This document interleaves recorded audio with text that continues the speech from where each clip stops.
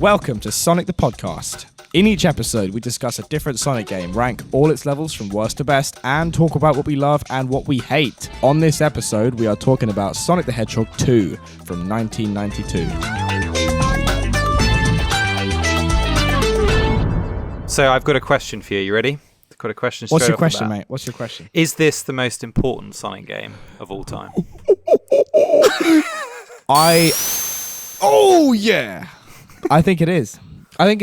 My research on this, which was extensive and incredibly fun, has interesting. led me to the conclusion that this is where it all started. It must be. This is where everything that we know Sonic is today started. Can you think of a sequel that does what a sequel does better than Sonic 2 16-bit?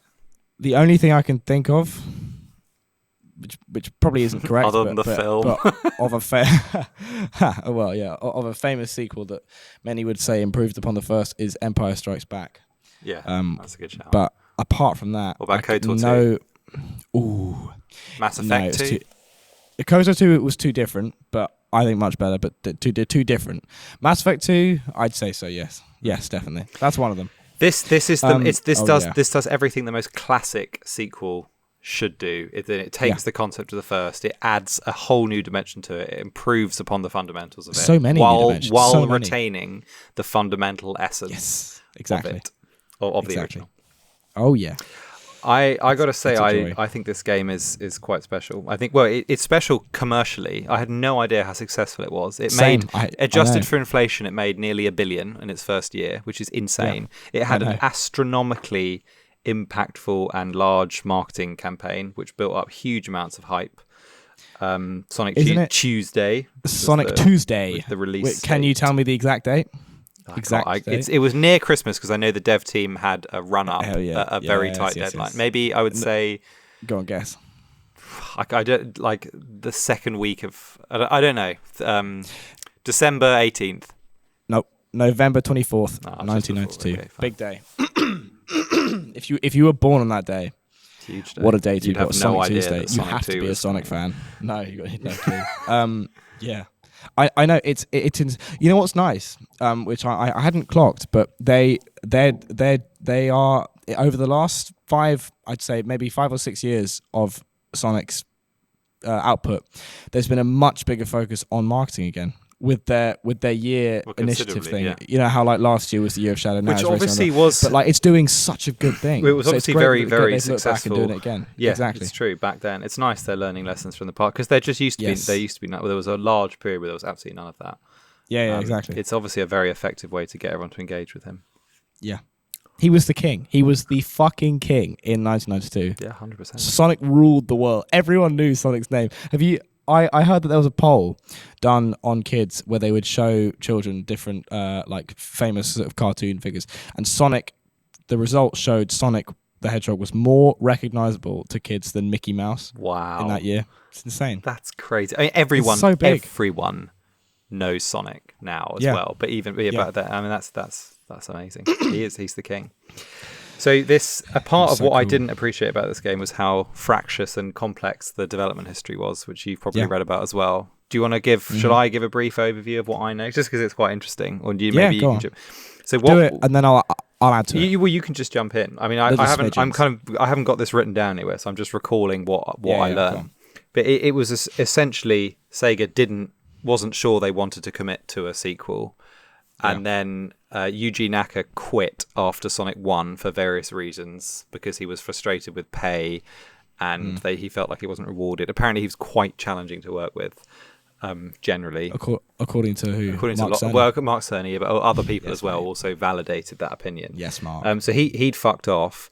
And then contemporaneously, Mark Cerny, who is an American, had set up the unfortunately named STI, which is the Sega Technology Institute, which I believe was formed with the initiative of bringing together Japanese developers and American developers, with the idea that the kind of rock star Japanese developers would train the American developers, and there would be a kind of cultural and commercial harmony between the two teams.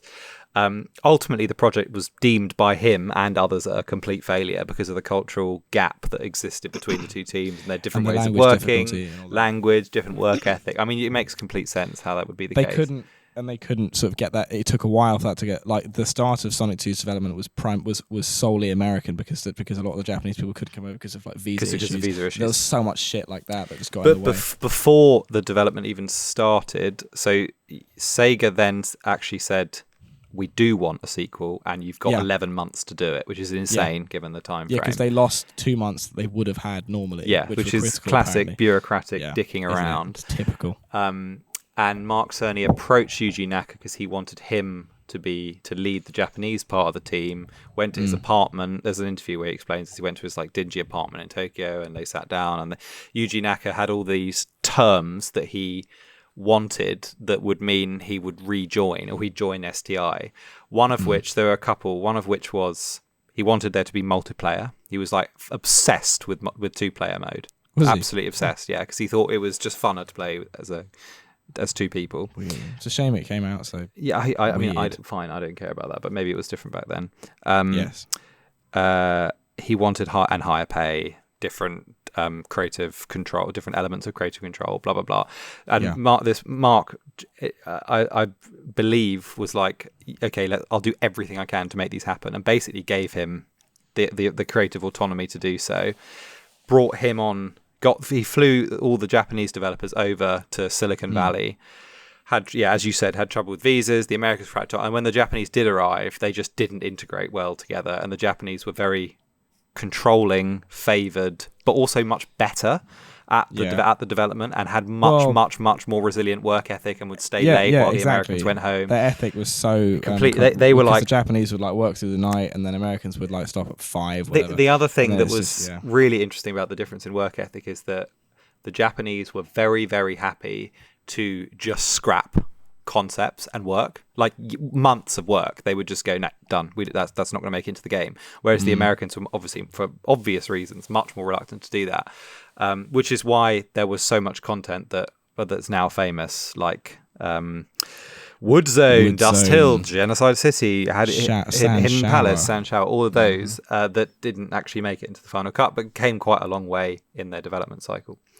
And apparently it was just highly fractious for a lot of it, and there was one unconfirmed incident of Yuji Naka like strangling Mark Cerny, really? Like jumping over a cubicle and strangling him. I don't know if that might be complete rumor and nonsense, but I did hear it. It's quite funny. Not come across that. Wow. But then it went, once they did actually get the development done, they did kind of come together and look back on it fondly, but apparently it was very, very challenging. Which is why the SDI was deemed a failure. And Mark left halfway through, and the Japanese guy took a Japanese guy took over, and then he left halfway through the second half, and someone else seen it through. I can't remember their names, but some the people who took over were quite big hitters. It was a proper Japanese American collaborate. Like it was very much both of them. But the complaint that a lot of the Americans had, although it sounds like a lot of them just did agree that the Japanese were better in terms of what they were doing, and they understood Sonic more. Yeah. I mean, a lot of, when you look at who actually designed the zones that got in, the Japanese spearheaded most of them. There are a couple that the Americans, specifically this guy called Tom Payne, who designed Oil Ocean and Metropolis, I believe. Oh yeah, but I think two heavy hitters, two big ones. I think a Japanese person, there was a woman. I can't remember any of their fucking names. But I know it was like it begins with a B. No, it doesn't begin with a B. No. I'll find out while we're talking. I might be thinking of a concept. Gina Ishiwatari. She designed Hilltop, for example, which is cool, and she's done loads. She's worked on. Well, she's worked on she worked on CD and 1, 2, and 3, which is cool. But yeah, that's so it was a very like stressful, intense, and it divided the team, and the Japanese and American teams didn't gel well, and that's why it was basically decided that they wouldn't They wouldn't do that again. They wouldn't work together again. And apparently Yuji Naka was he had a kind of my way or the highway mentality that meant it was just difficult to work with him. Hard. But it sounds like the way they describe it is that they would kind of course correct the Americans when they were designing stages and be like, no, you need to make it more Sonic, or like liven up the palette so that it fits the aesthetic that we're going for. They did that with Oil Ocean. So they obviously had a very, very clear idea of what they were doing. You could even call them a heartless colleague. Yeah. Yes. Yeah, I know that. I get the reference from Adventure. Yeah, yes, of course. Yes, mate. Of course. Yeah, he's the E101.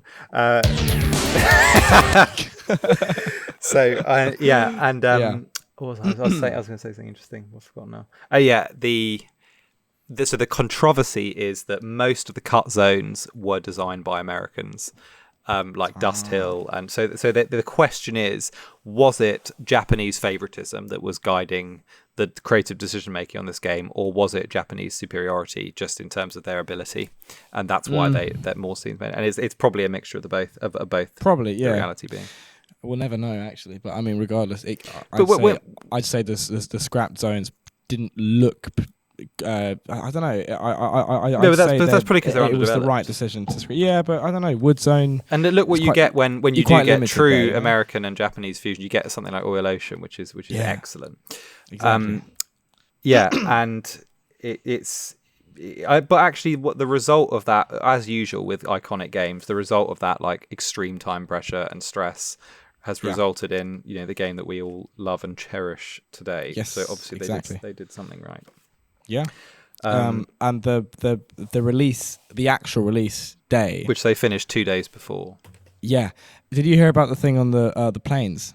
So yes, it's very cool. How like it isn't. I can feel the stress of that. The source code great. Or something back to Sega Japan, so it could be packaged up and distributed for the Mega Drive and Genesis. And they sent the source code on 2 separate planes in case there was an incident. Just in case one of them went wrong. I know. That's so good. Both I made love it. that. And they were. I could just imagine relieved. the atmosphere of in the office of like you're going to go on this plane. You're going if your plane fucks up, at least we have him, guys. I love the tension. That's great. It's amazing thing. At one point, the source code or whatever the right term is of Sonic the Hedgehog 2 was flying over the mainland Asia from Europe, from the US or the Pacific to get to Japan to be distributed. It's so cool. It's awesome. Yeah. A proper quest. And obviously there's a lot of them, the Japanese guys being in America also obviously influenced the aesthetic and design of a lot of the zones, like Las Vegas influencing Casino Night and stuff like that. Yeah, they took lots of trips, lots of traveling apparently, and one of them was that they traveled to Las Vegas and were like, it was a work trip. But like they did actually take heavy inspiration gambling from the shit out of them. Exactly. But no, I've read here. I've taken a quote from the Sonic Wiki that I think that conveys. I know, sorry, I've literally just. I didn't read the last half of the quote. It's exactly what we just said about the plane thing. Right, it's great, but it opens. Ouch! But it opens on. It says the stakes for this game was so high that it was polished up until the very last possible moment, and the flown to Japan for production. But like, it was so intense. Awesome. And then it was like the biggest release ever. There were adverts everywhere. Everywhere. It was I didn't realize how massive it was, even in '92. I know it attracted. Well, I mean, you weren't there. No. Nearly. No, but I did. I didn't realize how in '92. Yes. I didn't realize it was that big even then. Yeah. It made Mario not the main like guy in gaming. It brought a whole second worthy competitor, and he was such a shock to it that they then had to step it up and make Mario 3 Mario World, which was a giant success. So it pushed them both, because then Sonic 3 came after as well, so it encouraged both franchises to really try their hardest. It was good. But going back to the original question of why is Sonic 2 such an important game, it's for that reason. It consolidated Sonic as more than just a one-off one-hit wonder gaming franchise that gave it the momentum to just literally blast off into the stratosphere for the next couple of games. What I don't know, and I guess we'll get into when we do Sonic CD, is how, because that's technically the next game, isn't it? After Sonic 1. No. Yeah. After Sonic 1 it is, yes.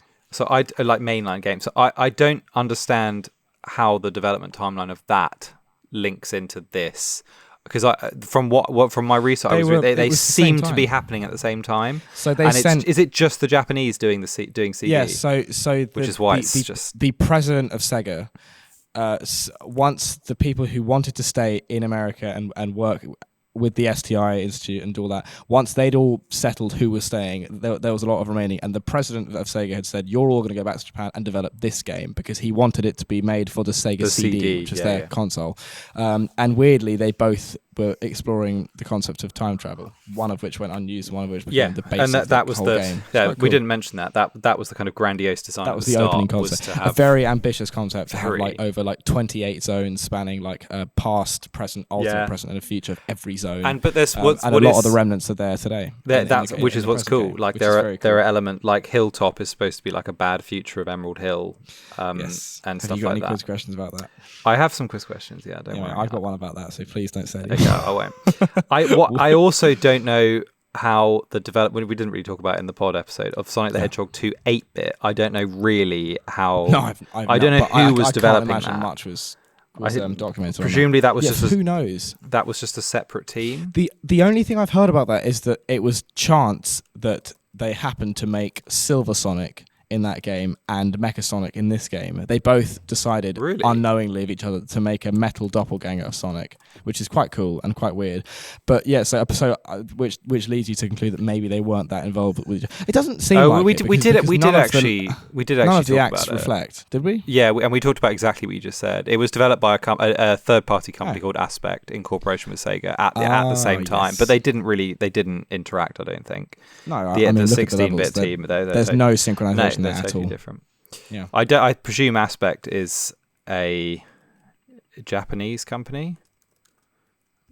Let me have a look. It feels like they've been around for quite a while. It's a Japanese video game, yeah. So you can tell by those levels as Aqualate. You wouldn't, an American company in 1992 would no way they'd have the vision to create something as stunning as Aqualate. Oh yeah, or Crystal Egg for that matter. No, absolutely not. Yeah.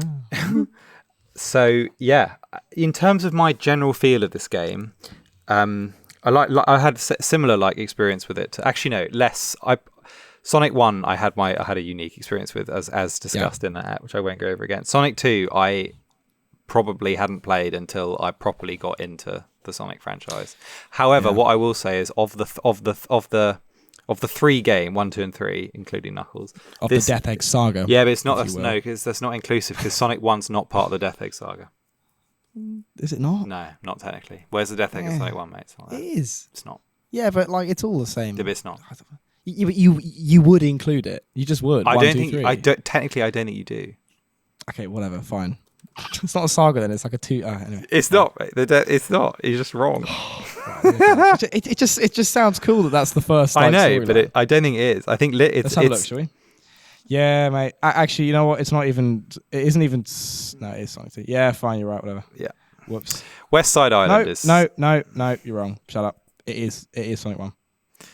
That's in it. According to Sonic Wiki, it's contentious. He learned of the Chaos Emeralds in Sonic 1, then he used them in Little Planet and blah, blah, blah, blah, blah, whatever. Yes. Fine. Anyway, of what I was saying was, this is I would say, well, I suppose it's for better or worse. It's kind of until the last level, it's the lowest, it's like the easiest gaming experience, I would say.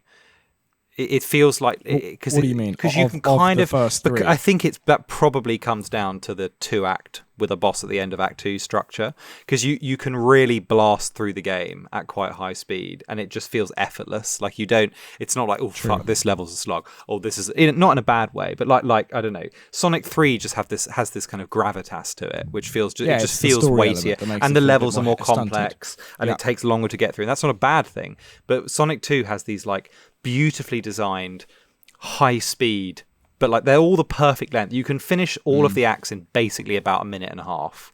Yeah. And for a 2D game of this size, that's kind of perfect.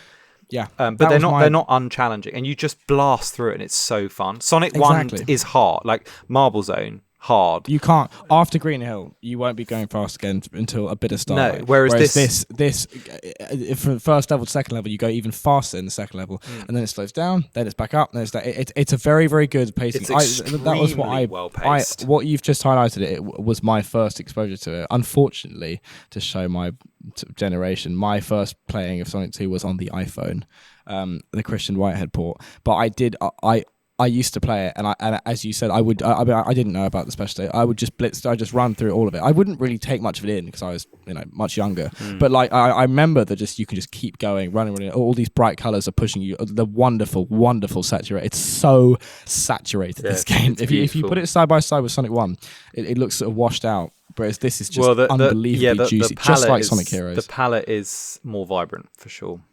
Yeah, it is. Yeah, but I would say, however, just on a macro note, that the levels are less complex. They unique. If you look at the path, I looked at all the maps of the levels, and a lot of them have a very clear top route, middle route, bottom route kind of thing. Yeah. Most of them, some of them are more vertical, like Chemical Plant Act 2 or Oil Ocean Act 2, but most of them have that just seamless through line, which is not a fault.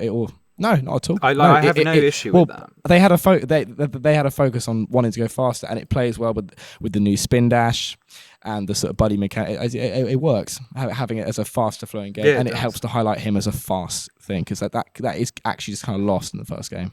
It does, which is a bit odd, but yeah. Yeah, that's a good point. Yeah, he doesn't go very fast much in the first game. No, he doesn't. But I'm more, and also like I don't know, just the thematic design of each level, like Starlight and Spring Yard are so unique, as we discussed. Whereas, for instance, some of these are more recognizable tropes of levels. Yes. Although there are still some very unique. There's some very unique stuff in here. It just has a different vibe to it.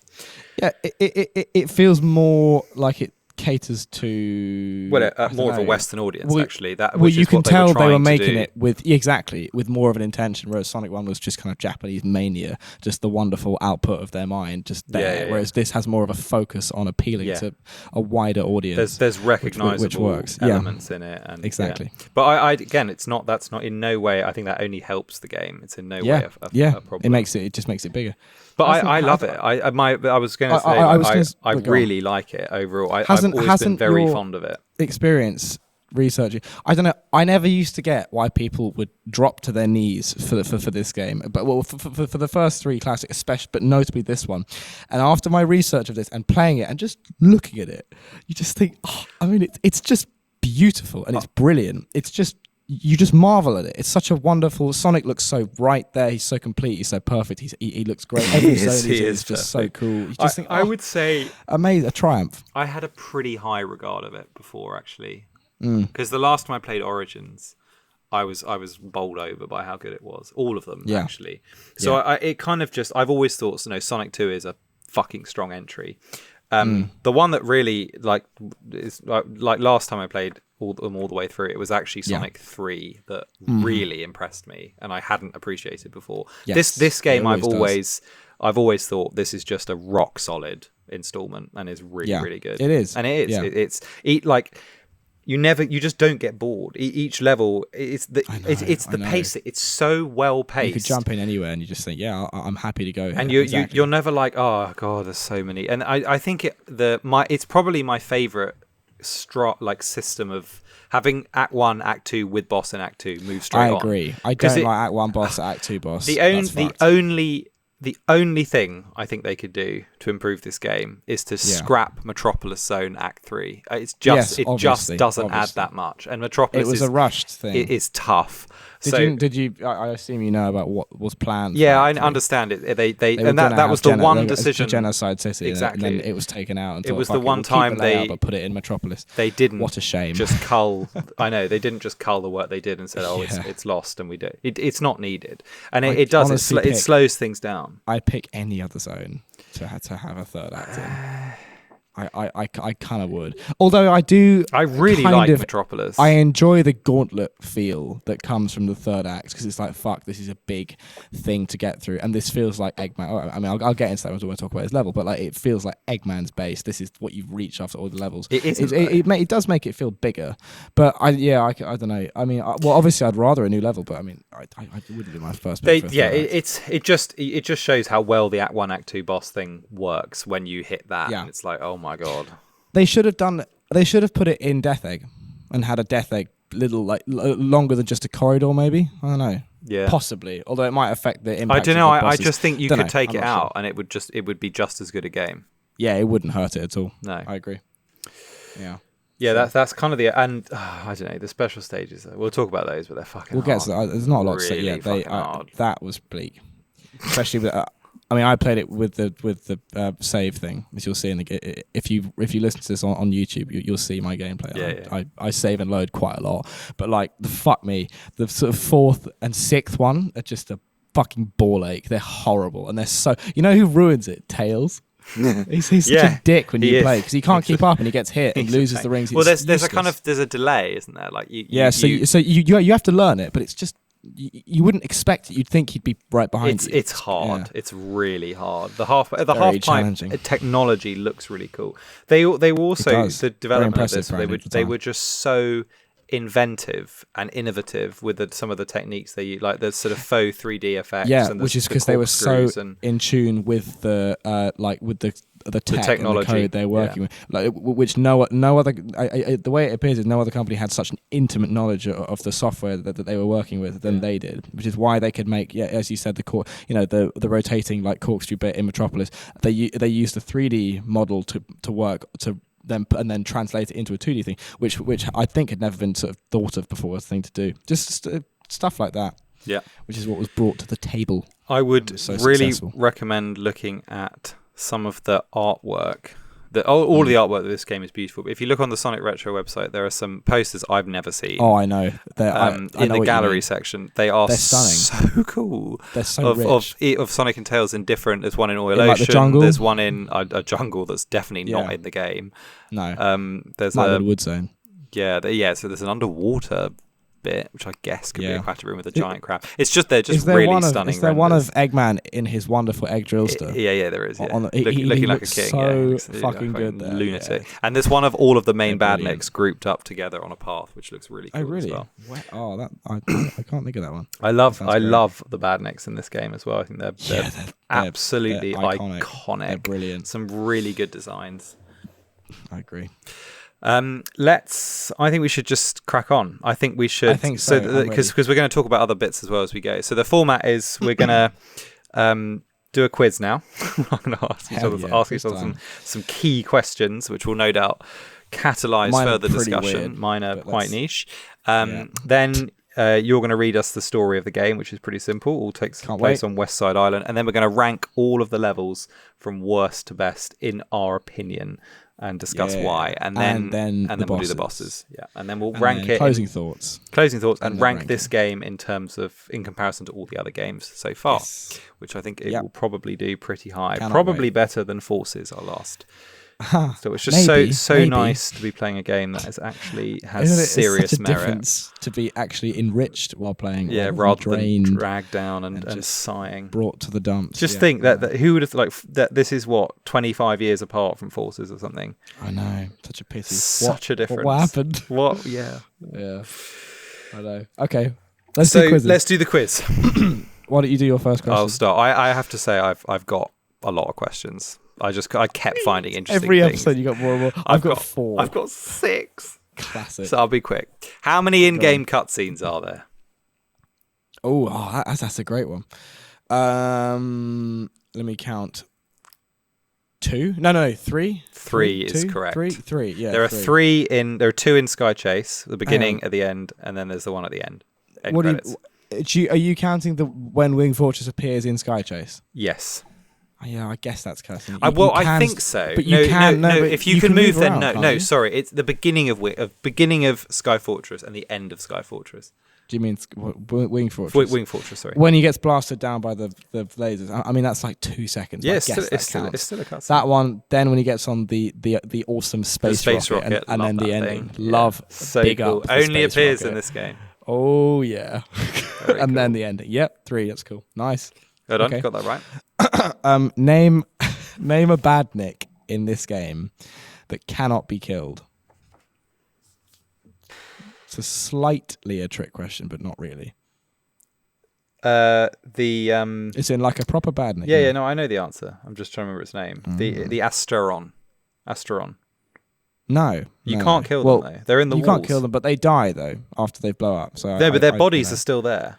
Yeah, no, they're not. I think they just shoot their spikes and then their body's still there, isn't it?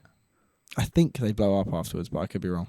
Oh, but I don't mean them. I don't know. Okay, well, these ones you sit like appear invulnerable. The like unit turtle thing. The guy, you can kill the pilot, you can't kill the turtle. Yeah, they're called turtleoids. The big turtleoids you can't kill. Do you want to know some interesting information about those? Yeah, I think I've read it, but you have to remind me. So basically, obviously, a big part of this game is the addition of tails. Miles or miles per hour. Miles tails per hour. And the guy who made Tails. I was, you know what I was going to ask you earlier. I was going to ask Ops on Boomer the Turtle. Yeah, it's called Yasushi Yamaguchi. He designed Tails because they had a competition and he won. He made this two-tailed Tanuki and then they developed into a fox. And he so firstly, which is just funny, he was obsessed with calling him Miles. Like he really wanted it to be called Miles. When they were like, no, we're going to call it Tails. So he put Miles. Yeah, he put Miles in like every single piece of art he created for the game, which is why his name appears in the sky in Casino Night. And they did the compromise of like Miles Tails per hour. He is better as Tails. The guy just needs to chill. Miles is so. It's not a good name. Does he want to be called Miles? He's just not a Miles. It's really weird. It's really weird. Also, he was Miles Power first, which is even weirder. Yeah. And then they were like, no, it makes him sound too powerful to make it Miles per hour. And not Tails. Very, very strange, but yeah. And so a lot of the other submissions that got far, one of them was Boomer the Turtle. Yeah. Which everyone liked. And so a lot of the badniks were inspired by different iterations of this turtle. Yeah. Like what are the birds that fly? The Valkyries. The Valkyries. They were. There's elements of them that were like taken from one of the designs, and the turtle that's how Boomer the Turtle exists. It has been survived in the form of the turtleoids. And he was apparently, I think it's one of the Archie comics. I read it. It was like I think it was like Boomer cheers on from the side as Sonic takes his driving lesson from Kip the Capybara, whatever the fuck that's about. But like he's in a comic somewhere. Oh, I see. Apparently. Well, there we go. And then I say in the concept art for Boomer, there's like a thing that Sonic can surf on him on spikes, which is reminiscent of Mighty's ability in Mania Plus, where he can bounce on a spike. With his shell, which could be perhaps a reference. Yeah, you can see how. Cool. Okay, nice. My next question is: can you name any of the known prototypes of this game? I can name the. Well, there are one two. Comes to mind. There are two. There's the Nick Arcade. The Nick Arcade, yeah. Do you know about? Arcade. So that's the oldest one. That's the the new. It has the earliest iteration of the game on it. Which was was supposed to be released for the Nickelodeon something, or I don't really know much about it. It's got like really early. They sent it off to them to like advertise and see what they thought about it. Do you know about I don't think they liked it or something, wouldn't it? I don't know. Do you know about the more famous one? No. It's the Simon Y prototype. Oh, I've heard so much about this. So the Simon Y prototype is iconic because it was found on a Chinese website.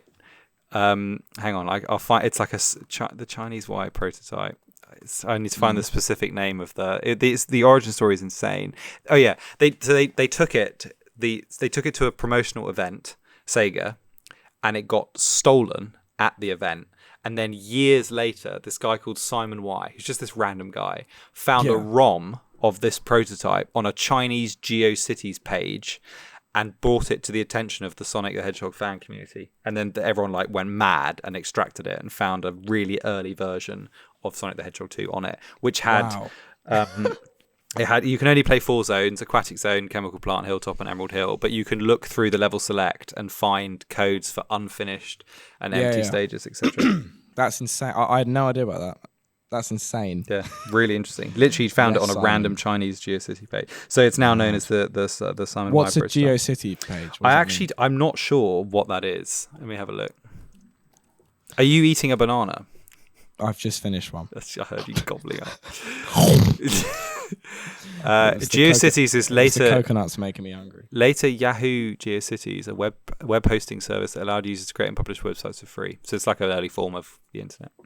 Yeah.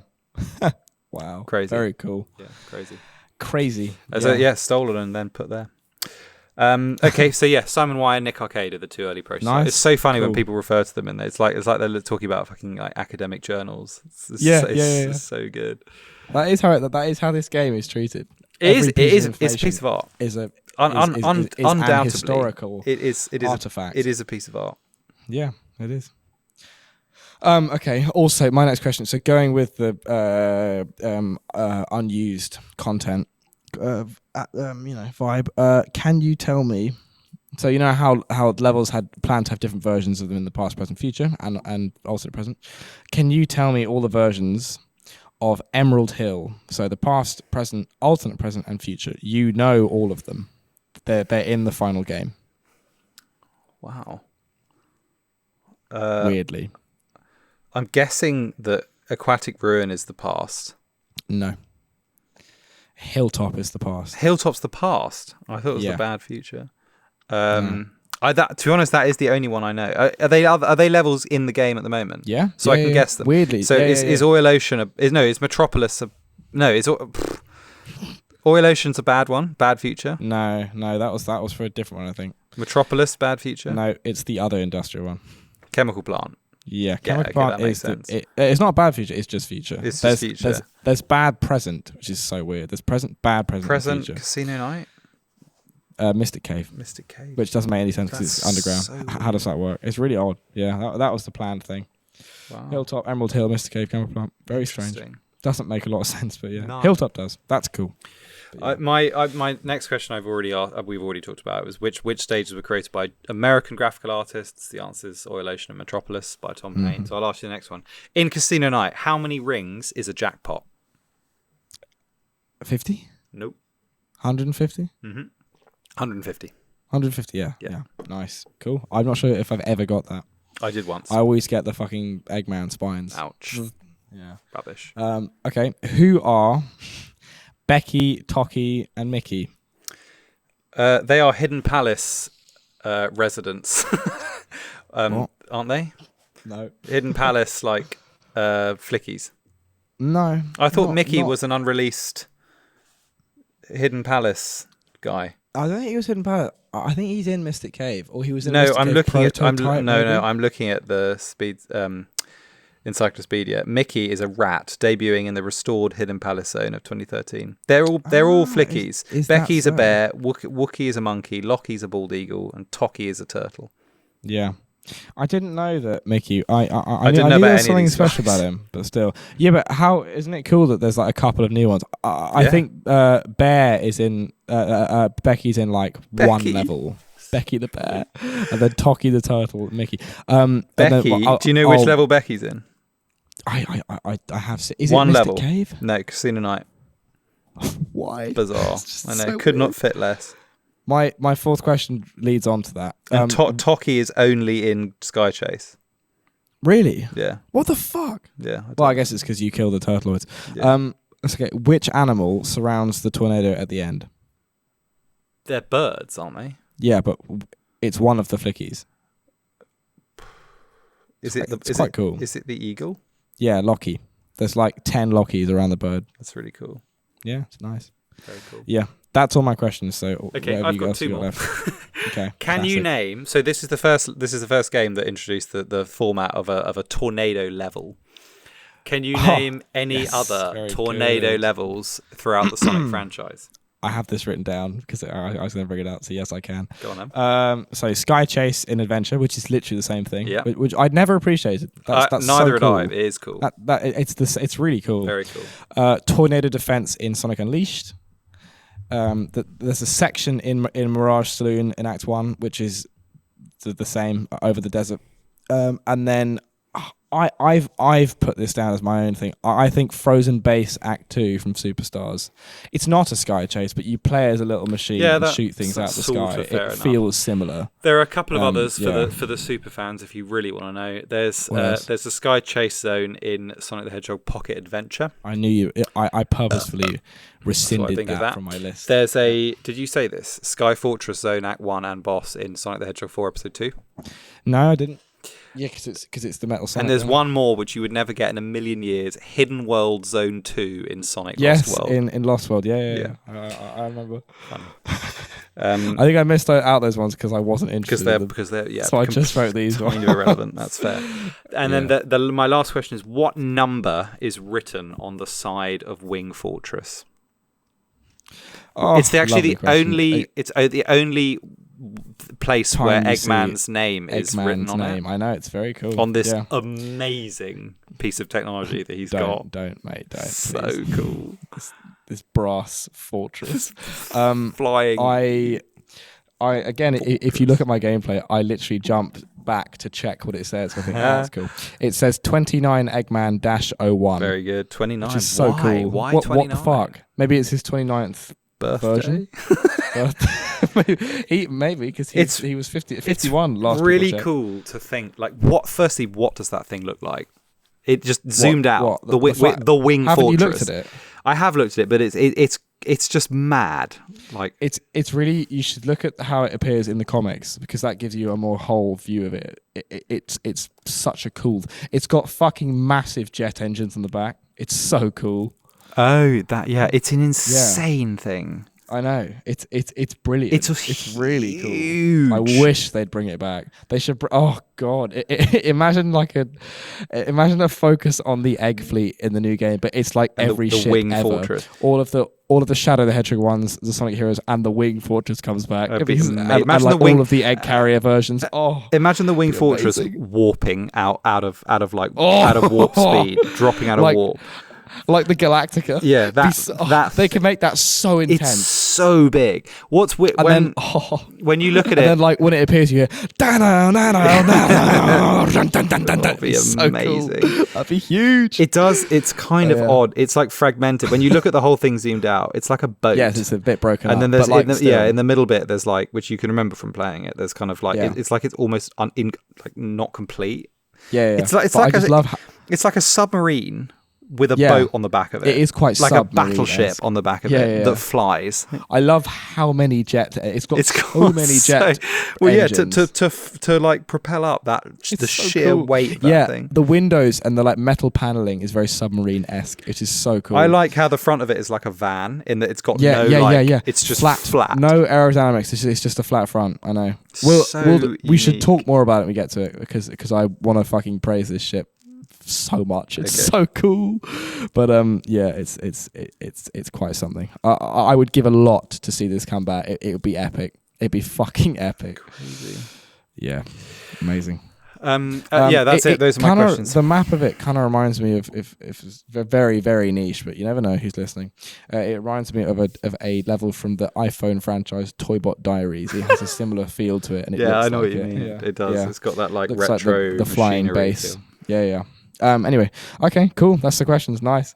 Is it story time? It's story time. Tell us the story of this wild game. What happens on West Side Island? So, long ago, on West Side Island, an ancient civilization flourished using the power of 7 mysterious emeralds.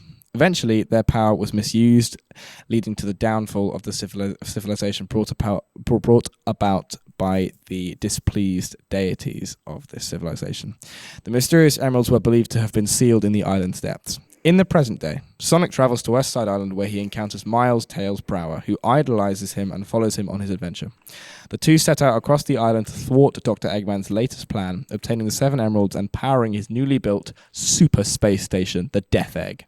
After crossing the island, using Sonic's plane, the Tornado, Sonic infiltrates Eggman's wing fortress. The plane is shot down, meaning Sonic must proceed alone. Fortunately, the plane is repaired and Sonic uses it to board a space rocket piloted by Eggman. Sonic is taken to the Death Egg where he faces Mecha Sonic, a robotic doppelganger. Once defeated, Sonic chases Eggman into his battle mech, the Death Egg robot. After a tough battle, Sonic is victorious, running out of the space station as it proceeds to explode. If the player has not collected all the emeralds, Sonic will fall through the atmosphere where he's picked up by Tails. If he has obtained all the emeralds, he will fly through the Earth's atmosphere as Super Sonic, where Tails will join him in the sky in the tornado and celebrate their victory. Awesome. That's that. Pretty fucking cool. Nice and simple, but great. Just great. Strong. Very strong. Good ending. I love the ending. It's very good.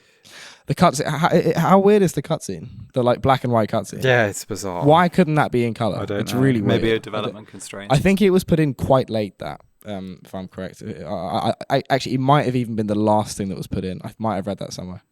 So maybe that's why.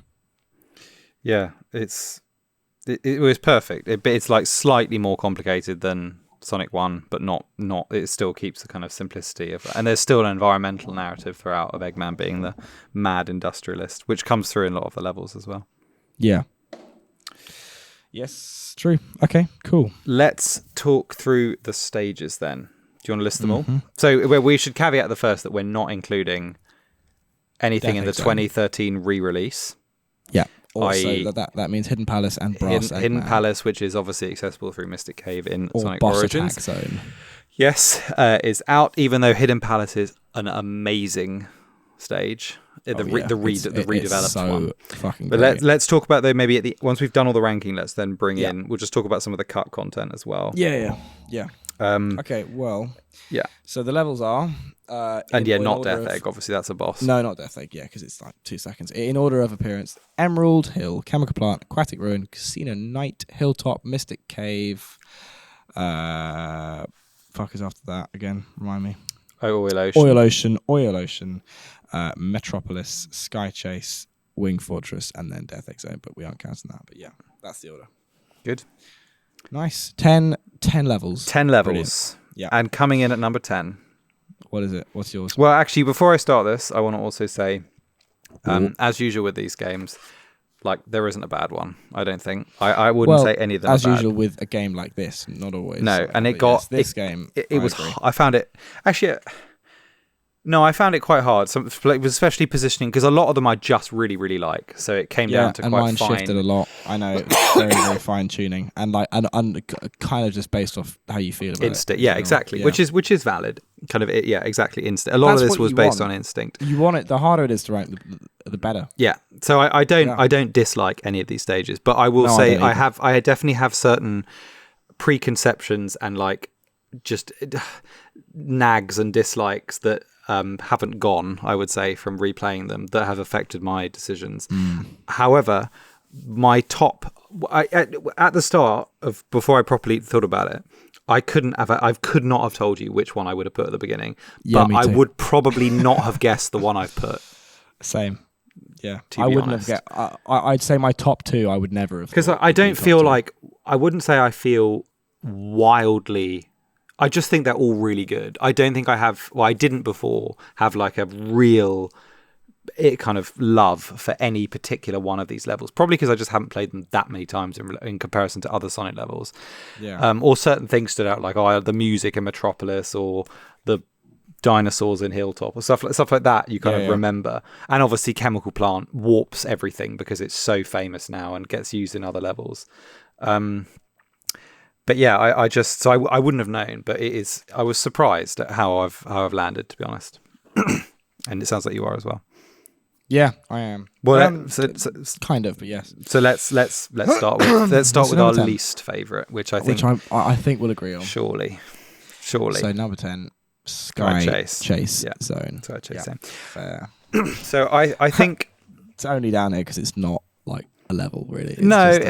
It's a side-scrolling fight, which is really cool, but this has to come at the bottom compared to what it's up against. It would be weird, I think, if it wasn't at the bottom.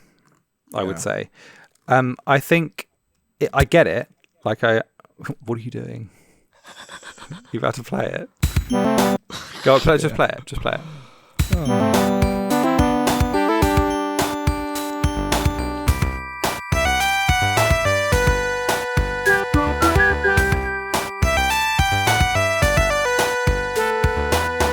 So chill. It's such a weird song. It's so weird. Do you know why it's so weird?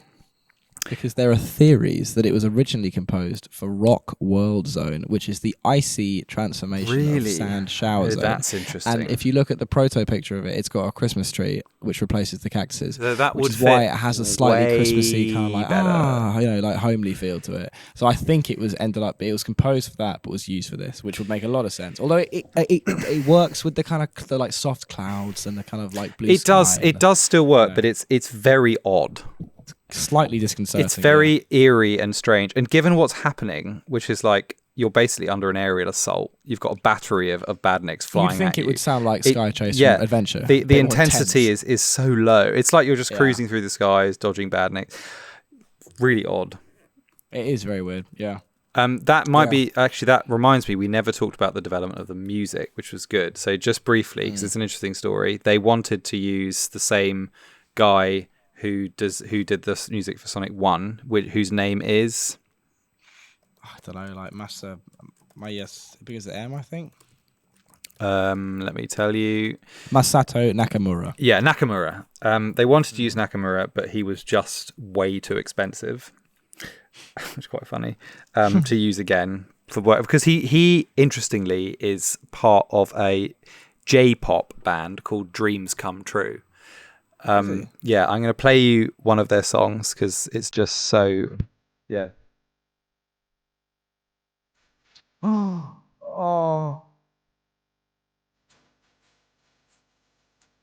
Well, that's just lovely. So this is Dreams Come True. This is a This is a 1992 album called The Swinging Star. Yeah, it's great. But doesn't that just sound like Casinopolis or something? It is. It's distinctly Sonic. Yeah, very. Anyway, very Sonic. he was gonna do it. Then they said no, too expensive. Then this guy from Sega America made some tracks which they outright rejected because they thought it wasn't good enough. And then they were like, "Oh, fine, you can come back." And the Dreams Come True guy, they just asked to do it, and he ended up doing it in the end. Which is why, and he really stressed the idea of leaning into the cinematic quality of the game and wanting to like really entrench a narrative into it. So he did. He did. So he designed a lot of the levels, a lot of the music to have a real like cinematic quality to it, which is why the soundtrack is so high quality. Awesome, and like gels with the story of the game. Yeah. However, nice. Sky Chase has always stood out as like a bit of a weird. What is the music doing there? There's a couple other songs later that were definitely repurposed, which would I imagine go against his narrative idea, but it doesn't. I'd say the end result doesn't seem to temper it at all. No, but no. Anyway, The other reason this level is lower is just some people don't mind it. It is just awkward. Like the tornado mechanic is really stressful, I find, and is it? If you spin dash off it, you're cooked. Which you can do. Yeah, but you can do it accidentally, and then sometimes if you are just too fast, he won't catch you. I don't know. I just find it a slightly uncomfortable. It was meant to be a break. I know it was meant to be chill. Like, you can chill now. I know. I think it is. You just if you're just calm, you don't freak out on the screen. You just bounce. I find it stressful. You'll be fine. Which is probably why I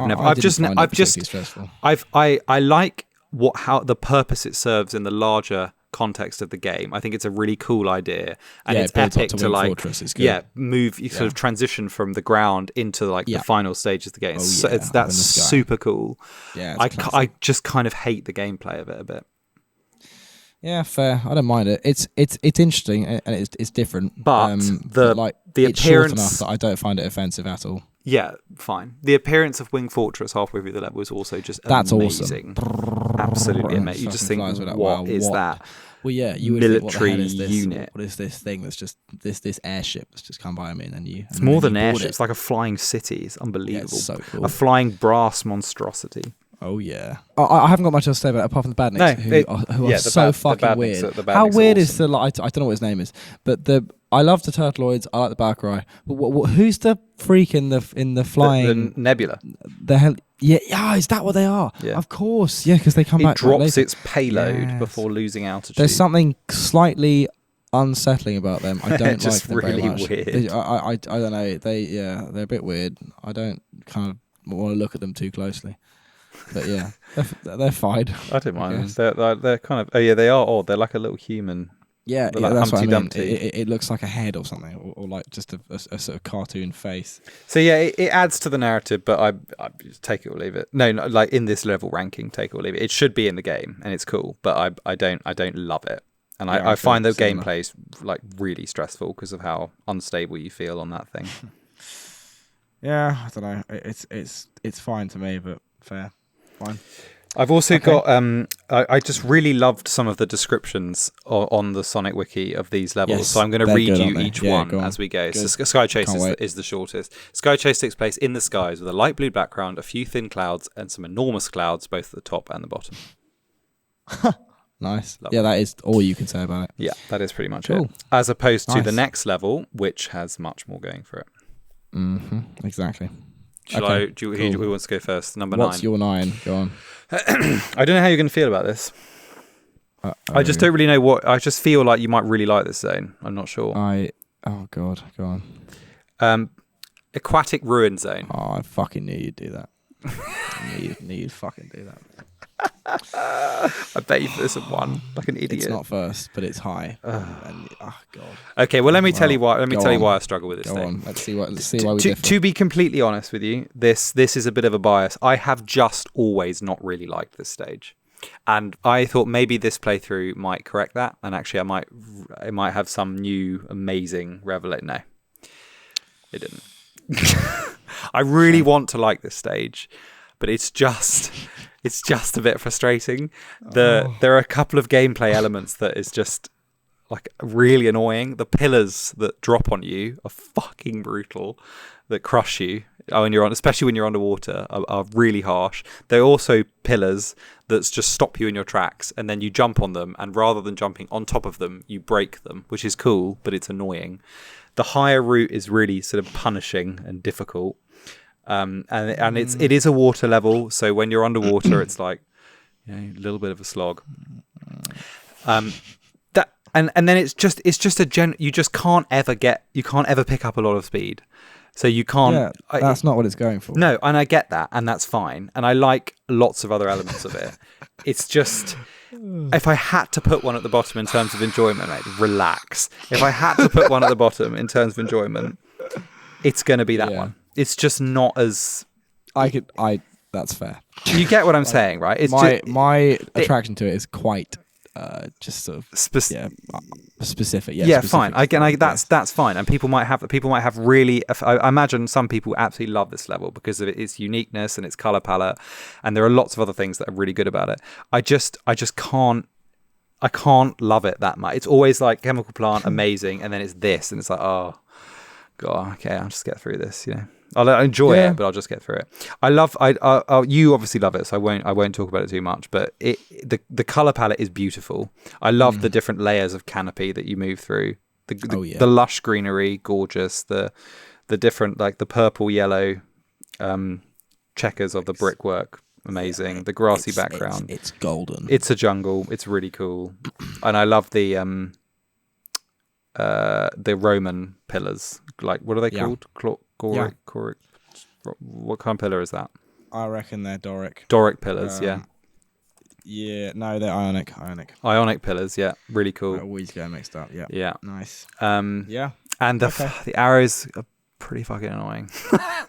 But they're cool. I don't mind them. They're cool. They're a good idea. They're a good gimmick. So yeah, look, it's hard to justify more than that. It's just. No, I can completely see why. It is just the level I probably enjoy the least. You can see it as well. I mean, we love Marble Zone, but you can see it as what people kind of see. Like see it as the Marble Zone of Sonic 2, like the kind of like harder, slower, sort of puzzly, challenging slog. Yeah. Yeah. Well, and I'll let you can play you can play the music as well. Oh yeah, mate! I fucking love that tune. It's good. It's good music, like they all are. Yes. So yeah, there's my number 9. Nice. Okay. Cool. My 9 is Metropolis Zone. Oh, are you a big fan of this? No, I mine's not that high. Surely yours isn't that far. Yeah, it's not. That's true.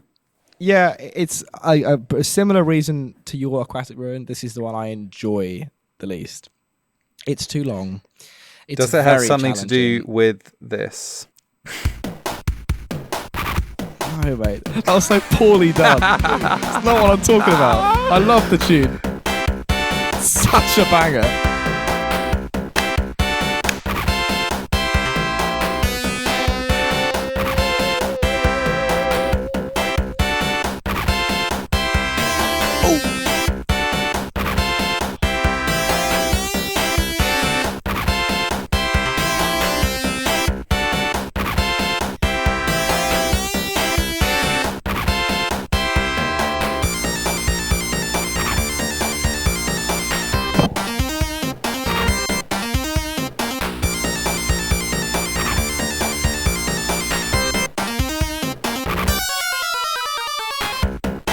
Are you rocking out to that? What a fucking banger. It's such a good song. I had every limb of my body moving. I fucking love that song. Such a fucking tune. It's such a good song. Super good.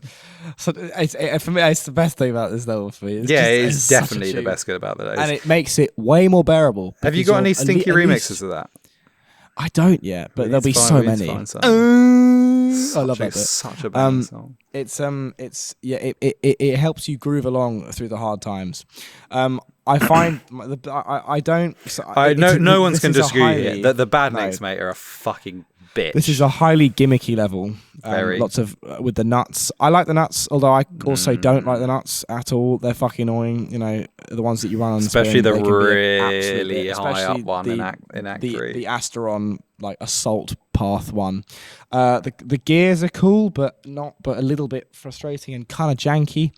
The fire, the falling, there's loads of things here, but the worst part is the Badniks, who are placed so unfairly and so frequently unfairly that you just think, well, fuck this. Oh, sorry. How am I supposed to even enjoy this if I'm just getting unfairly assaulted by a fucking slice every 2 minutes? It's mean. A shell cracker every other second. Mean. And the Asteron. So the Asteron are the starfish which blast their 5 fucking spikes whenever you get near them. The shell cracker are the fiddler crabs that punch you just as you know crest. I love a fiddler crab, but not as a fucking shell You're cracker. a big fiddler.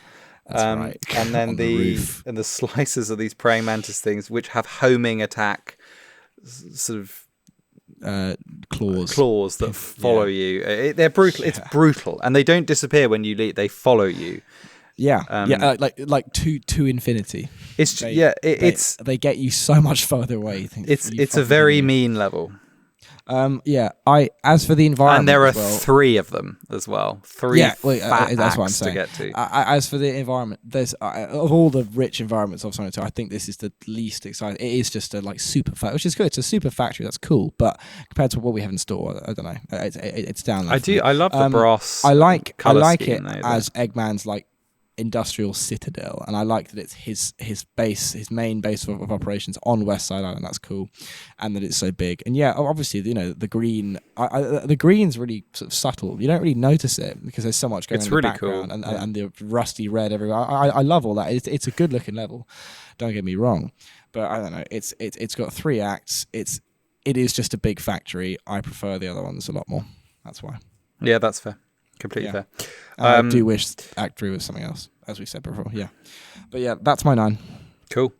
My I'll talk about it a bit more when I get to it. My number 8 is not Metropolis. Sorry, hang on. I have one more point. Yeah. The name as well. It's not a metropolis. It's not. Metropolis is a city. It's not a city. I think the idea. Factory. I believe the idea behind it is that he's turned a metropolis into a factory. Really? Yeah, I think that was what they were going for. Like it used to be one of the massive cities on West Side Island. Classic. Yeah. Who's living here? Who are these people? All the levels in like Spring Yard, Sonic 2 are like all the city ones looks like a sort of like Tokyo-sized city. It's they're massive. Who's here? What are these places? Are they flickies? Must be the Forces animals. Who's playing at the casino? The Gibbs. Yeah, exactly. who's using it all? Yeah, don't know. Yeah, that'll make more sense. But it's not massively that's clear. Pretty unclear. It should be called like, I don't know, Mega Factory Zone or something or whatever. Anyway, okay, yeah, go on. What's your 9? My number 8 is my 9 is Aquatic Ruin. We've done that. Oh fuck, sorry, you said that right. My number 8 is, I'll read you the description of it and you can pretty much guess. Well, I'll read you so this is my description of it. Mm-hmm. take Green Hill, add the sea, and remove the totem poles. Oh my god, are you kidding me? That's Emerald my Hill. description. Yeah, and then this is Holy- the description of it. That's Described so as beautiful, Emerald Hill Zone is a tropical area with green meadows, rich waterfalls. The soil is orange brown, has squarish patches and a checkered pattern. Palm trees, shrubs, flowers, and lime green grass fill the area, and there are waterfalls, loop-de-loops, corkscrews, and caves with blinking green lights built into the walls. In the distance is a massive field filled with green grass and yellow flowers, and it ends at the crystal blue ocean. The sky is navy blue with some clouds. Oh. I put this at number 8 because people are going to spit at you for that, Well, of putting it so low. Emerald Hill's cherished. It's obviously lovely, but it is just Green Hill. No, it's not. It is. It's so similar. It's really fun. It's really straightforward. The palm trees are awesome. I love the ball trees that are like faded. You know what I mean? Yeah, but it's like Emerald Hill, It's not Green Hill. It's just not that different. And they actually, the Yuji Naka admitted they basically just wanted to make Green Hill and just kind of changed it, like added the sea and took away the totem poles. That's all they did. It's a fantastic start. Super happy, lovely level. Just such standard good Sonic fare. I love it. It's a great level. I have not it's not that unique though. It's just, I don't know why. Is it that loved? I mean, it's a great level, but there are more iconic and interesting ones in this game. There just are. But I'll talk about. I mean, you spend about when I get to it. You literally spend about a minute there. It's like but you get it's like wow, here I am. This is so good. Yeah, it's like the first one, but even better, fresher and brighter and louder and richer and warmer and even more idyllic and heavenly. And then that plays.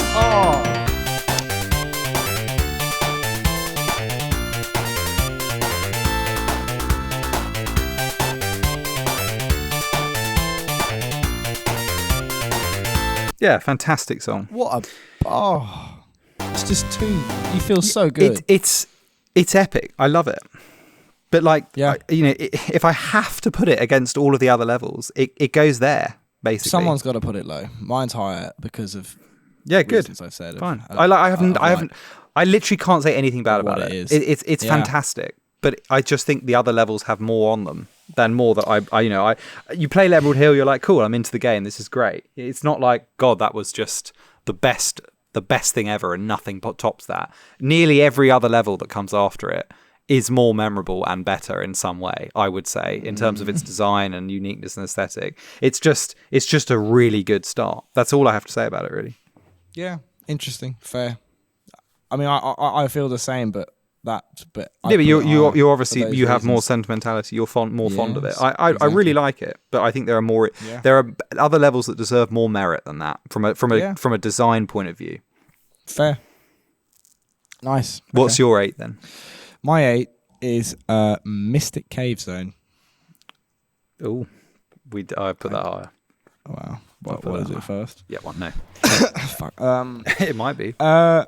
Again, on sort of enjoyment of playing it, I think the environment's so fucking cool. And the color schemes are amazing. You've got a purple background and then a sort of green roofed. It feels very sort of not overgrown, but sort of mossy and sort of untouched, but not. Well, I guess overgrown because of the ivy and the vines. But and it's a mine. Which I think one of the manuals says it's a mine that Eggman has used to find the emeralds. Which is quite cool. And that's why he's in the Egg Digger hard D as he's moving around trying to find the Chaos Emeralds underground. Hard R. Yes, exactly. And it's accompanied by it sounds, which is a slight kind of. It doesn't. I don't know. You wouldn't quite put it together because the song, separate from what it plays over, sounds like a sort of haunted circus kind of thing. But pairing it with this mine gives it this really fun, sort of lively but treacherous and quite spooky feel, which is great and complements the name Mystic Cave Zone because otherwise it is just a sort of cool, colourful mine. But I mean, what a fucking bop! Just listen to this.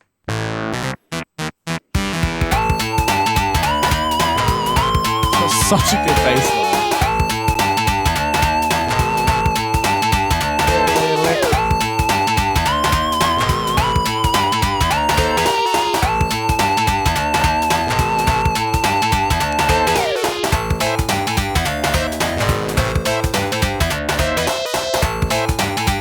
fucking class. It's such a funky beat. That's was the classic casino jingle, but it's also in Gladiators. It's also in Gladiators. Circus Park. Yeah. Yeah. It was meant to be a haunted house level, but they ended up making it into a cave and a mine. Yeah, which is very cool. Yeah, it's awesome. Yeah, I love it's Mystic great. Cave. I think it's such a cool level. It's just definitely more interesting than Emerald Hill. It just is. Oh no, mate. It's got so much more going for it. Well, no, we'll see about that. Emerald Hill, Pastoral Idyll, and then you've got Mystic Cave, a kind of underground, gem-filled, haunted maze. That's your ranking, and this is mine. Yeah, fair. And I'll tell you why it's higher later. You're right, fair. I think I love the. It's always felt quite quick. This one, it always feels like it's over too fast. For me, I don't know why.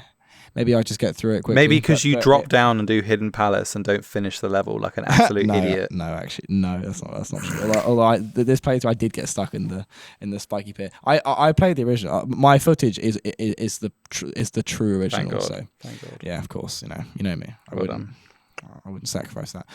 Yeah, and then I like the badniks, the manic. They're flasher, so cool. The flashes. The flash is great.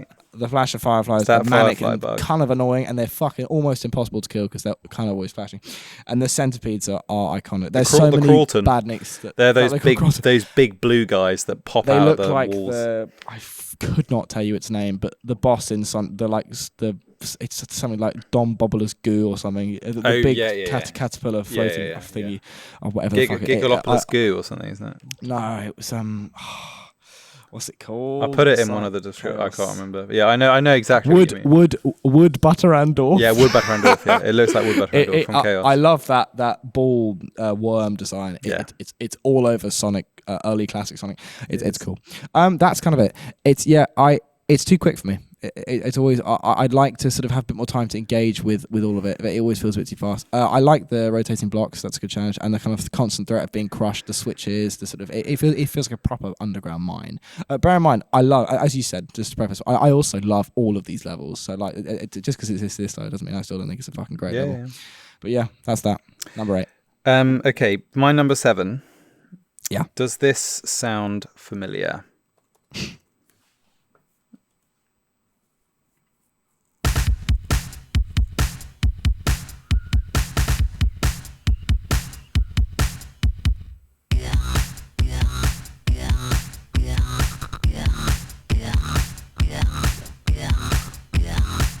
The Daft Punk one, isn't it? Yeah. Is this Human After All? This is Human After All by Daft Punk, which is apparently influenced by Metropolis, though. This was influenced by Metropolis? Yeah. Metropolis influenced this, wow. Just let him run. Yeah, it's not a million miles off, but... It's got that drum beat at the start. Quite cool. I put Metropolis at number 7. Nice. So let me read the beautiful description. It's a heavily industrialized city located on West Side Island. The background is filled with huge buildings in many colors with various working machines, while the foreground is made out of green metal, brass pipes, boilers, and red-orange chain link fences. Very cool design by American Tom Payne. It's got some, as you said, unbelievably painful badniks. Some of the most painfully placed badniks in the entire Sonic franchise. Yeah, I agree. We did another game where we said that was just absolutely mean as fuck, but I can't remember what. Maybe it's a Superstar. It was like Superstars level dick badniks that are just fucking annoying. I only forgive them because they're cool. And I like how they look, and they're iconic designs. Yeah, it is Superstars-esque fuckery. Yeah, it is. They just especially the crabs. You're finally getting up some speed, and there's just one standing at the top of a small escalation in height, and it just punches you, and you're fucked. You can't get around it. It's super annoying. And the 3-act thing.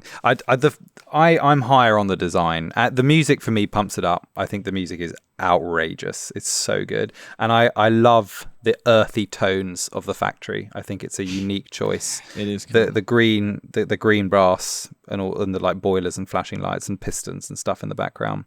Big fan. I think it's a super cool and distinct aesthetic.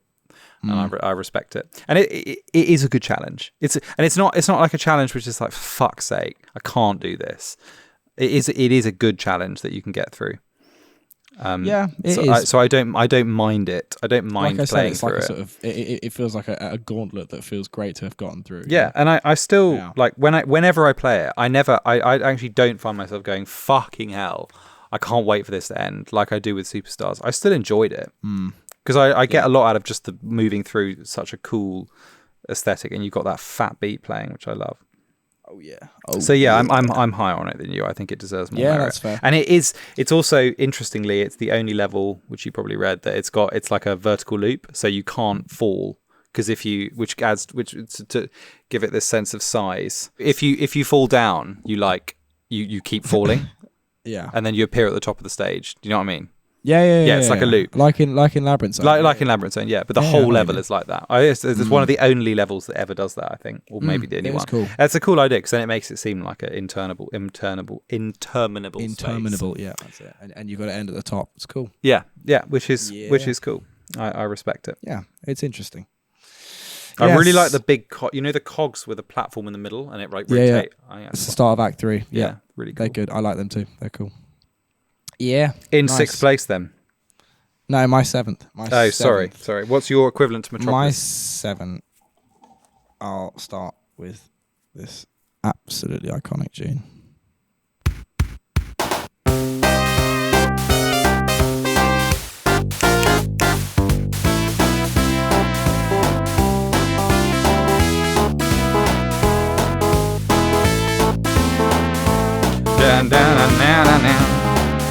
Such a fucking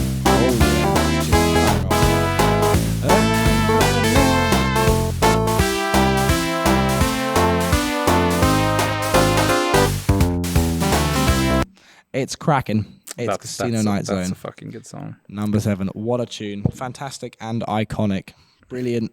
It's a beautiful place. It's so loud. It's so cool. It's so Vegas. It's like Caesar's Palace or Palms or both. Why don't I just, because I'll say now, this is my number 6. This is my next one. Ah, nice. Let me just read you the description, shall I? Please. So you've got it. Please do.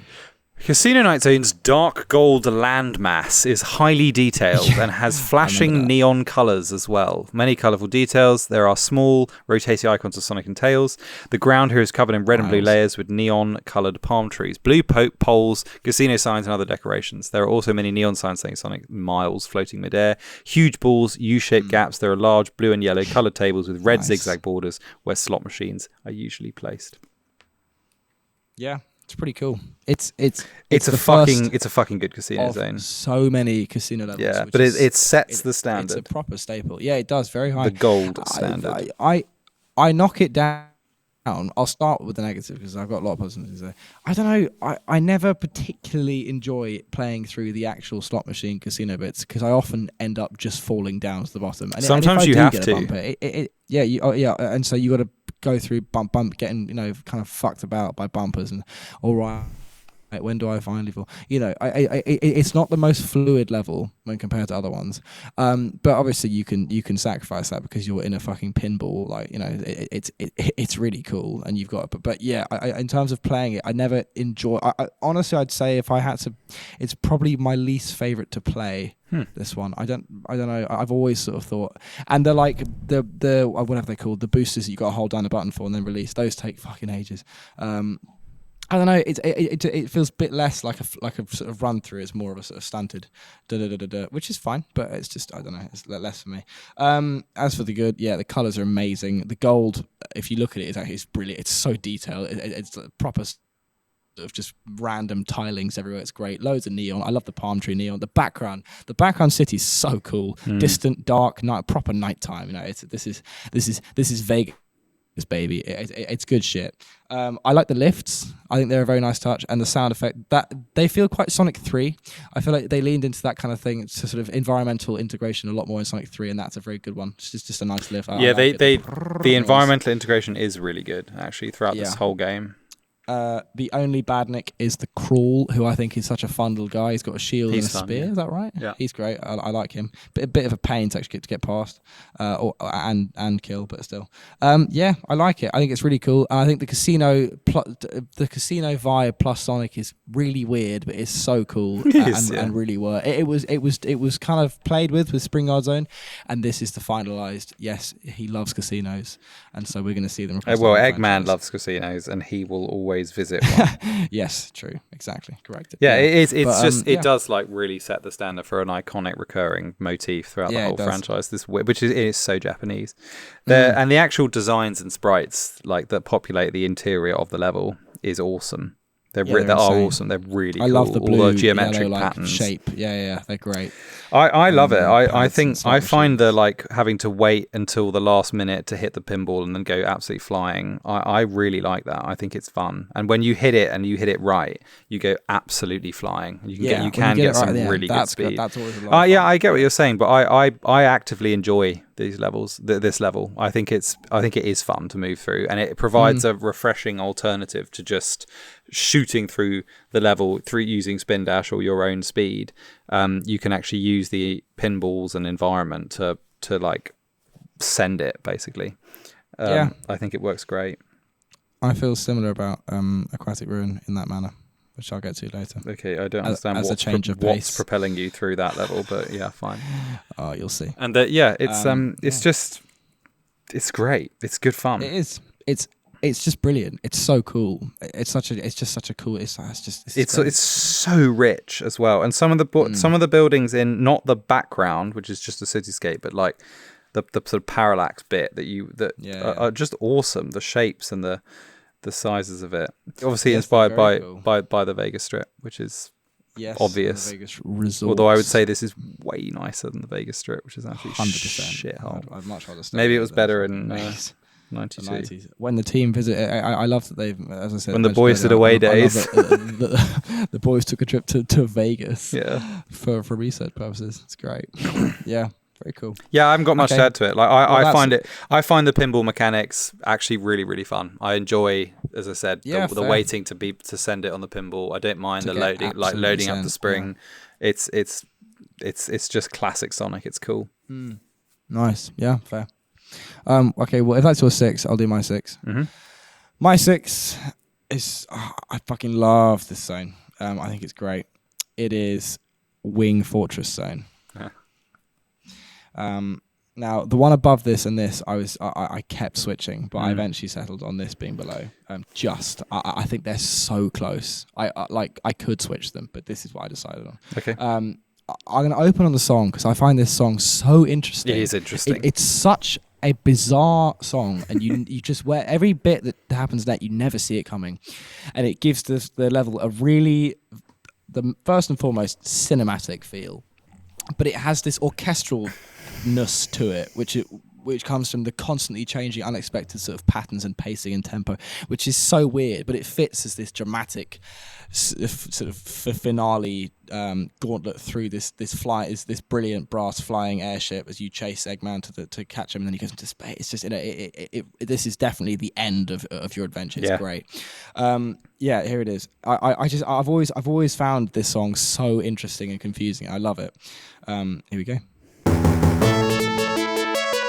Like, yeah, this makes sense. We're in the sky, it's epic. Here we go. And then this bit, a little bit weird here. It's like a sort of anthem, a national anthem. And then what the fuck happens here? It's so weird. And then you climb back up, you get back up, here we go. It's just there.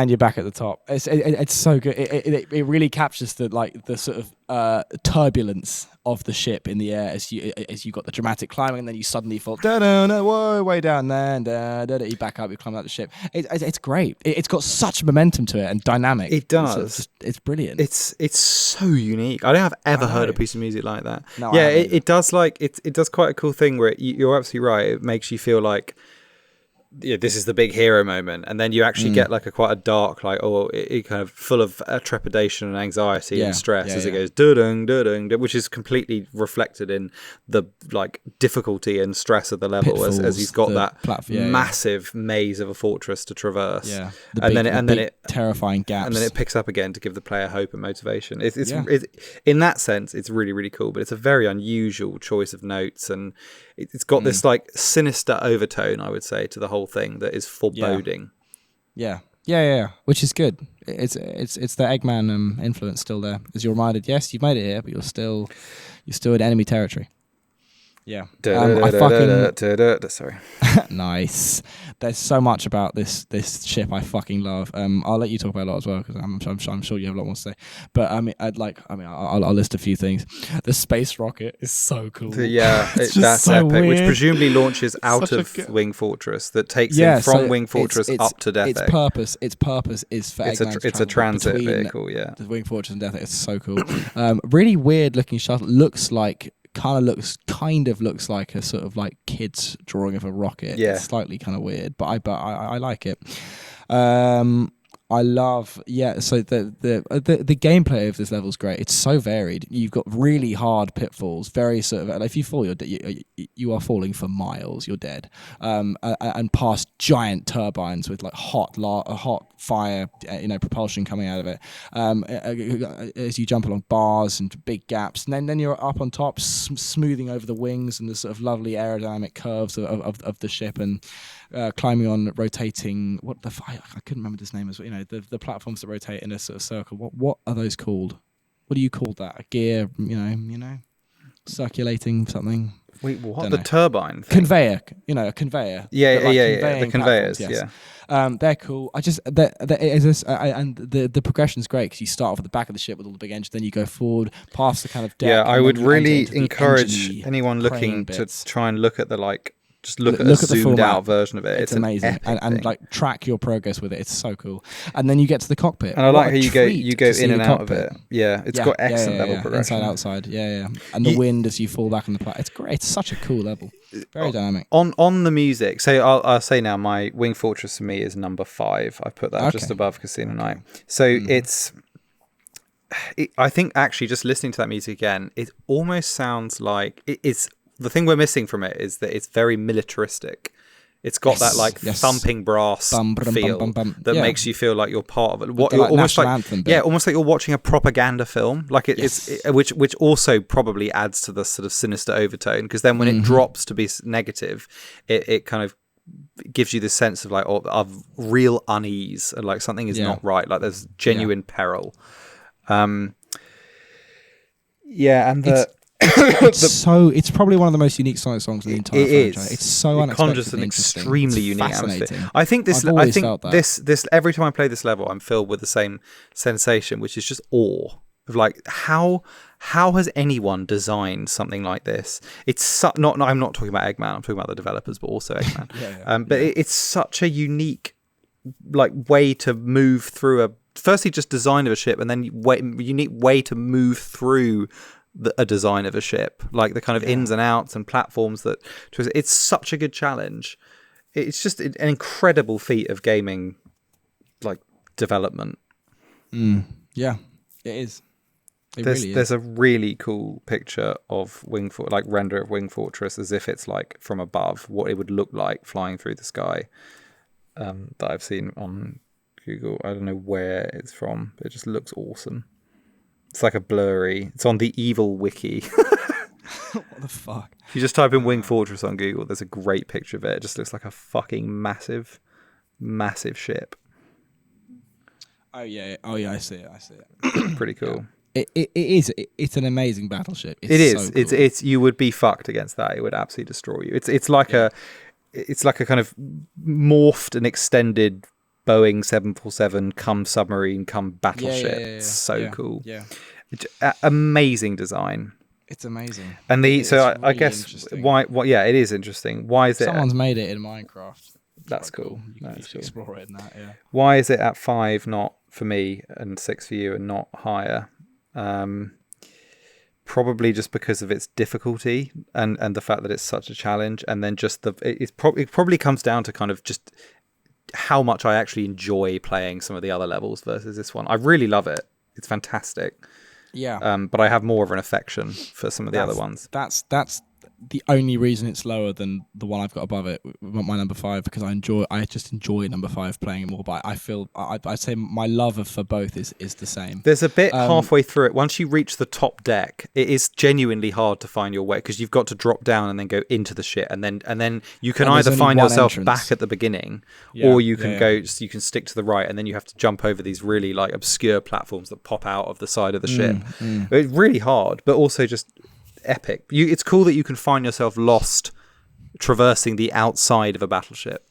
Yeah, it's insane. It reminds me of Air Fleet in Shadow, the outside bit. Yeah, a little bit. Similar. Yeah, so yeah. I mean, only because it's the edge. This is a way better level. This is way better, obviously, but it's a comparison. It could be a reference.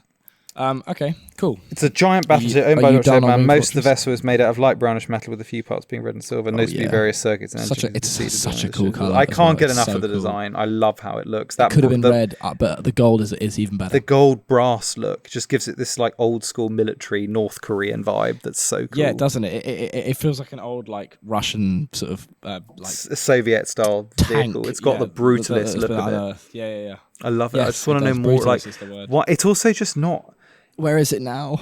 It's not. I'd love to see. Yeah, because it never got destroyed, did it? No. And it's got a tremendous laser capacity as well, full of clucks for the external air-to-air defences.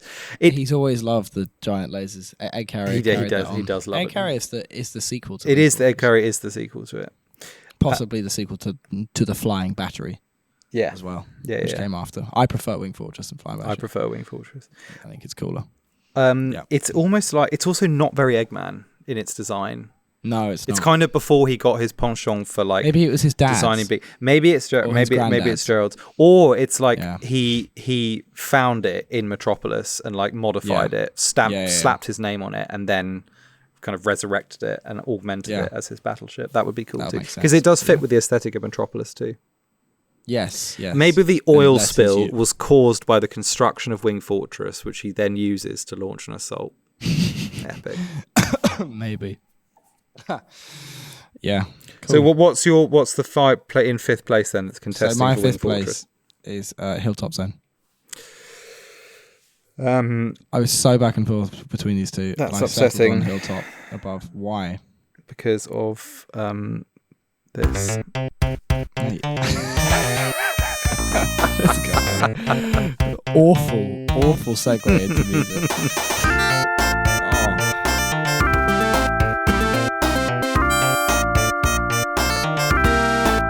That bass is amazing.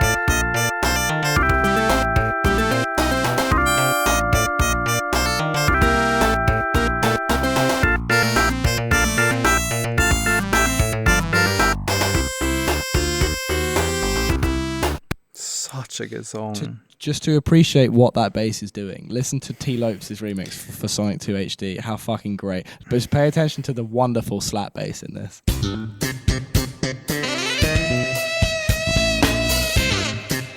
In this bit here.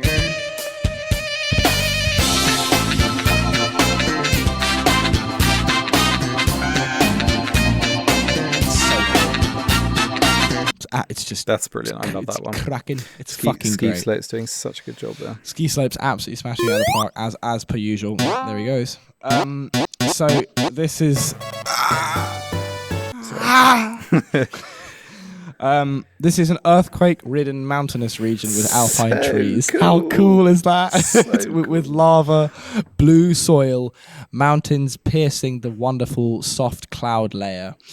It's so cool. And like trepidatious cable cars, which fits with the alpine. It's such a interesting. At first glance, you think, it's just like an Emerald Hill sort of copy, but they've used some of the same backgrounds for it. Yeah, and textures like the cave background and the soil palette color pattern thing. But supposedly, it's brilliant. And I didn't qualify this, but you can the past version. No, you can see Hilltop from the beginning of Emerald Hill. I don't think. Did you read that? Like it's in the corner or something. I'll have a look now. Let's see if you can. Here we go. No, mate. All you see is the ocean. I think what it means is you can, if you look at the end of Act 2. End of Act 2. Sorry, end of Act 1. Yeah. That area off to the corner, that's Hilltop. The mountains. Let me get there. Off the edge of the lake. Bloody hell, hang on. Oh. Literally, you can look at the finishing sign when he's gone past the finishing post. That looks like a different island. No, that's Hilltop. It's across the sea. It's Hilltop. It's not Hilltop. This is a lake. Actually, to be fair, it is Hilltop, mate. It's like a jagged coastline. It is Hilltop. Interesting. Yeah, that is cool. Okay. Yeah. Well, that places it in an exact place on the map. It's good. Very cool. Good for mappers. Mm-hmm. Anyway, so the environment's amazing. It's an amazing environment. It's so cool. Yeah. The blue works so well. No, I've ranked this quite high, so don't natter on. Well, you can cover all the stuff about it. I'll just give some little highlights. The tune is weird. What do you like about it? I love the tune, but paired with it, it's pretty weird. It's so good. It feels like farmyard, doesn't it? It's always stood out. It does. A farmyard it's beat. Got such a cheeky. A lot of the songs in this game fit into a distinct genre of song. Like Mystic Cave is spooky, Hilltop is farm. Metropolis is like funk disco, and then Casino Night is like you're losing it here, mate. Casino Night is like blues for 50s jazz. Yeah, they do.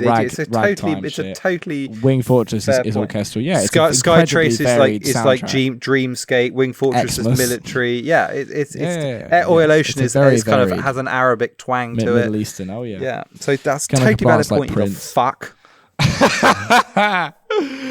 Okay, fine. I take it back. You're all set Rexon on you.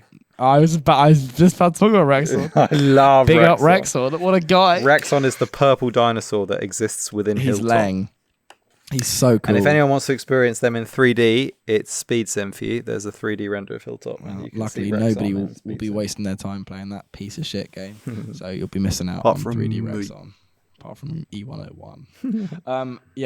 Well, I mean, I've covered everything I like about it, and because I love those things so much, I love the Alpine vibe. I love the Alpine vibe is so cool, super cool. It's on top, and the mountainous shit. It's amazing. Imagine this place in snow. It'd be so cool. I know, those shapes in the background of Emerald Hill. They're literally in the background of Hilltop. Yes, I see now. All right, fine.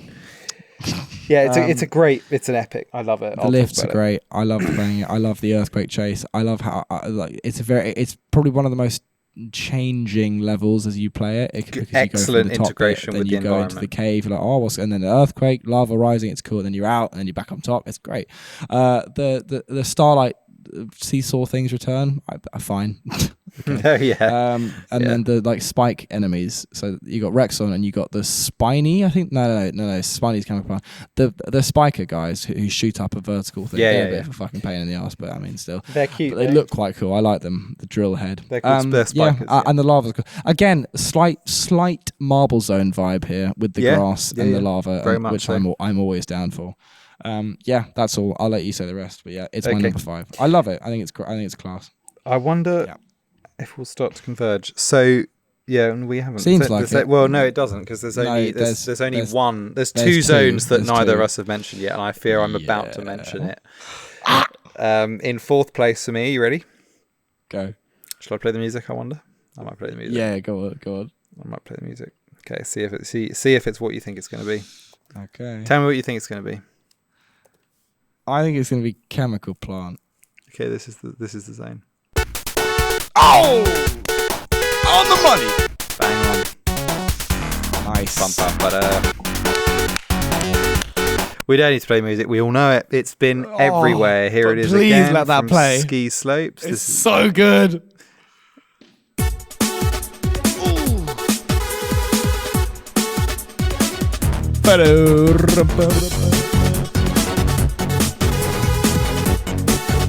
And again. No, come on, man. Get fucking teasing. I'll come back to it. And again. This was the best one. It's torture. Ready? Stop that right fucking there. Okay, let's hit the original. Let's give it some airtime. Let it run.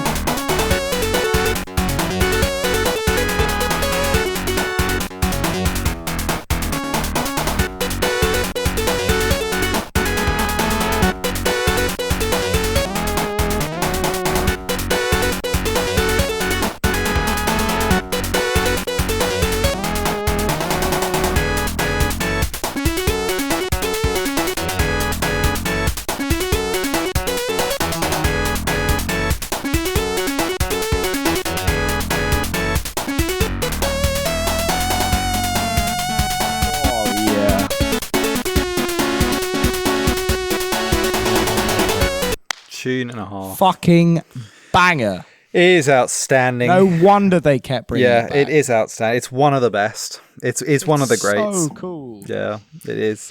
I wonder if anyone will be appalled that I haven't put this higher. Do you want to hear my description of it? The description of it? Do. But I started off with this first. I thought I'd probably put this first, but then I thought, no.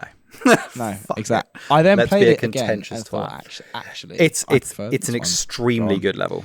It's a heavily industrialized area in a large city that contains pools of Mega Mac, as we discussed last time, which people suspect is probably a type of Mega Muck.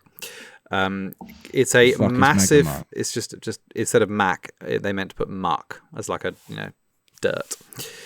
Massive chemical factory belonging to Dr. Eggman, filled to the brim with light grey buildings, warning signs, pipes, various machines. It's an amusement park-like in design. It has curvy, transparent tubes carrying blue chemicals all over the factory.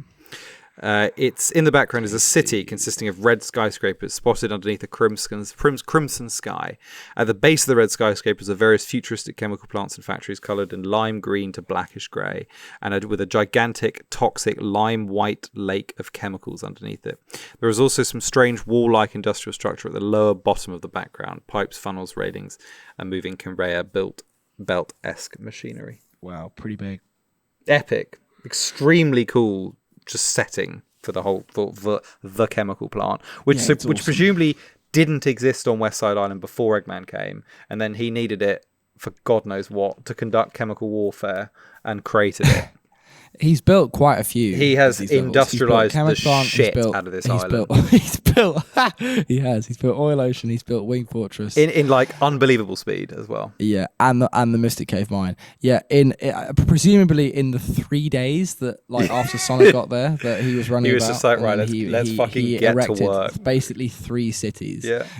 No, the cities existed there before. He modified them to contain his stuff. But Chemical Plant and Oil Ocean were from scratch. Yeah, I guess he made them in order to support his enterprise for houses, workers, etc. Through oil and chemicals. It's such a good level. The music's outrageous. The level design is fantastic. The Mega Mac paths, the that's the DNA strand double helix iconic. Thing is iconic and epic, and it's so cool. Like you can jump from the peak of one to the other, and then you're on a different path. It's got really good non-linear exploration while balancing speed in this level. You reach incredible. You can go unbelievably fast, and then you have to stop and you have to figure out some quite tricky platforming, but it's epic. It's fantastic. Like it's hard to. It is iconic for a reason. It's just a really, really, really well designed level with great gimmicks, a decent spread of cool badniks. It's just the grabber and another one, isn't there? Spiny and Grabber. Yeah, Spiny. Those two are fucking classic. They are classics. I love the blue. I love the Mega Man. It's such a cool blue toxic liquid. It's epic. Yeah, it's great. And speed is rewarded because you can get serious height. And get onto the higher paths, which obviously make it easier to traverse, and you don't have to go down to the Mega Mac. What do you think about the iconic underwater section, infamous underwater section? It's so cool. Isn't it great? It's annoying. I love it, but to give it if you smash it, it's so good. Yeah, but it's a good challenge, and I have no issue with it being there. Yeah, I think it's it's fucking brilliant. Yeah, it is. Mine's not far off. Unfortunately, just my top 3, I just think are a bit. I just have a little bit more, something a little bit more special. Interesting. God, yeah, you've put some weird ones at the top, but okay, interesting. Okay, the music is so good. I mean, you've said kind of all of what I've got to say, but I'll say more when I get to it, okay. Which won't be long. But my number 4 is not Chemical Plant. My number 4 is Emerald Hill Zone. Now we've got to it. Wow, very high. So I just love this level. It's such a warm, beautiful, vibrant, just happy opener. You think, have you put Aquatic Ruin above Emerald Hill? Oh my! I just wait. I will tell you so many reasons why. And it's just what a perfect opening. It's so good. It's like, okay, Green Hill again, but no, this time it's even brighter. It's nicer. It's quicker. It's simpler. It's established. You know what's going on. It's so good. It's so nice. I love the trees. The coconuts are great.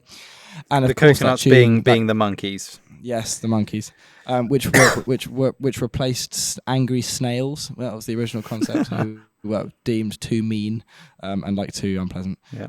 It's just it's a tropical paradise on the shores of West Side Island. What a heavenly place to be! I just love it. And you start it and think, oh, Sonic 2. Here we go. Perfect. I'm happy to let's do it. I think that's why I have it so high. I just think it's just divine. And that song, I'll play I'll play T-Load's remix because you get to appreciate it even more. It's just such a happy song, pushing you forward. The beginning of a great adventure. Here we go.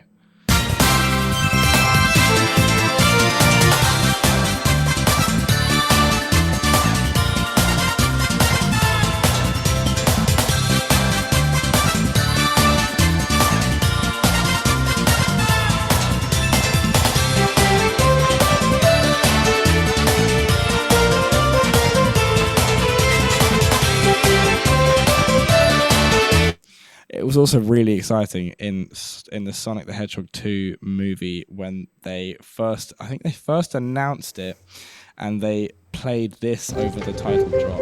Yeah. Wait, that's cool. No, okay, it isn't there. But like, yeah, it was like a dun dun dun dun dun dun. It was like, yeah, here we go.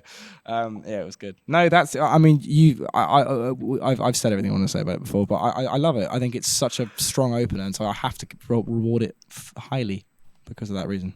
Yeah, completely fair. Divine. Yeah. Number 4. I respect that. Cool. It's a cute little level. I'll tell you my 3 as well because we've just had it. It's Chemical Plant Zone. Los Chemical Brothers. Chemical Plant Zone. What a beautiful place, man. It's such a fucking cool place. It's just awesome. And that tune. Oh yeah. I mean, you've said it all. Eggman's Chemical Factory. Yeah, as we said, to help power his structures, machines, and various endeavors. It's great. Yeah, I love the pipe. The pipes are so good and they're so fun to go on. It's a twisting proper factory, but behind you got a big city. They were going to have a factory background, but I think Yuji was like, no, mate, smash the city, and that's cool, which is great. Yeah, the speed is unmatched. Compare this to the change of vibe from like Green Hill to Marble Zone, which goes fast to slow. Emerald Hill to Chemical Plant, fast to faster. So cool, so good. I love the underwater stuff. Mega Mac, as you said as well, brilliant, really cool. Again, just iconic. That purple liquid. Oh, it's just so good. I love how the moving platforms, the blocks, they're like they're really cool. They're great. I like how they move. Baddick's good. Wait, what are you talking about? The moving blocks? They're like, they come in a series of 4. Oh, they're only at the very top of one of the. They're not common at all. They're everywhere. They are. They're underwater. Sorry. Though I thought for some reason I was thinking there are some like Tetris blocks in Casino Night right at the top. I was thinking, yeah, I don't know why I got confused. What you mean. No, not them. Yes, they create really a staircase. Iconic. They are. Yeah, that's it. Staircase things. Yeah. And yeah, as you said, very good exploration in the level. There's so many hidden item boxes and paths. I love the rapid travel tube things. They're great because you get to really appreciate. You get to stop and look at the level. They're really cool. There's so much. It's such a well designed level. It's such a cool level. Cool place. Are those the good design? What? Are they the vacuum tubes, right? Yeah, where you get sucked through. Can you think of any? You think of any other levels that have those in? Yeah. Scrap Brain doesn't. It's a different thing. Scrap Brain. That's the like single path thing. The what else has it? Digital Circuit in Shadow does it. in a very different way, but it's the same premise. Don't know why that came to me. Casino Park. Casino Park. In Heroes, when you jump in it might be actually. I think it's Bingo Highway. The like you know what I mean. The pipes. It isn't. Trust me, it's in there. Okay. You'll remember it. It's at like a terminal. You jump in and then the three of you roll down this sort of twisting pipe and you come out in like a blue tunnel and you go down bumpers. No? The high speed warp tube is what I'm thinking about of. It. Yes. Bingo Highway. And at the start there's an electric flapper guarding it who you have to take out. Oh yeah, okay, yeah. Sorry, yes. Sorry, they're light blue. Yeah. Right. I don't know if that would technically qualify as a high speed. It does. It does. It literally is. I'll give you. I've got a cute little list here. You ready for some?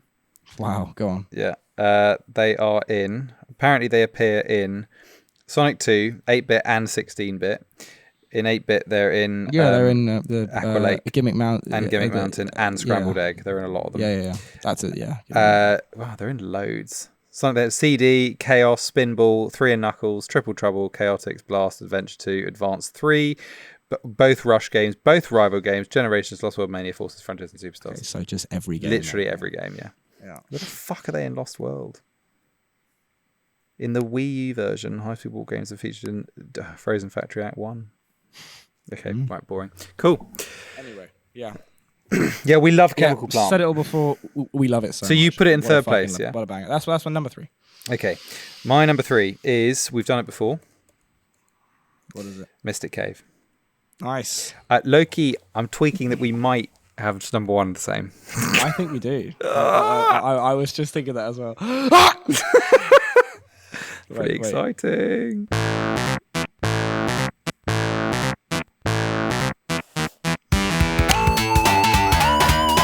That's my mix. Fast, Gene. It's so good. That's such a banger. I think this surprised me as a level. I'm so curious as to why you like this. I think it's an awesome place.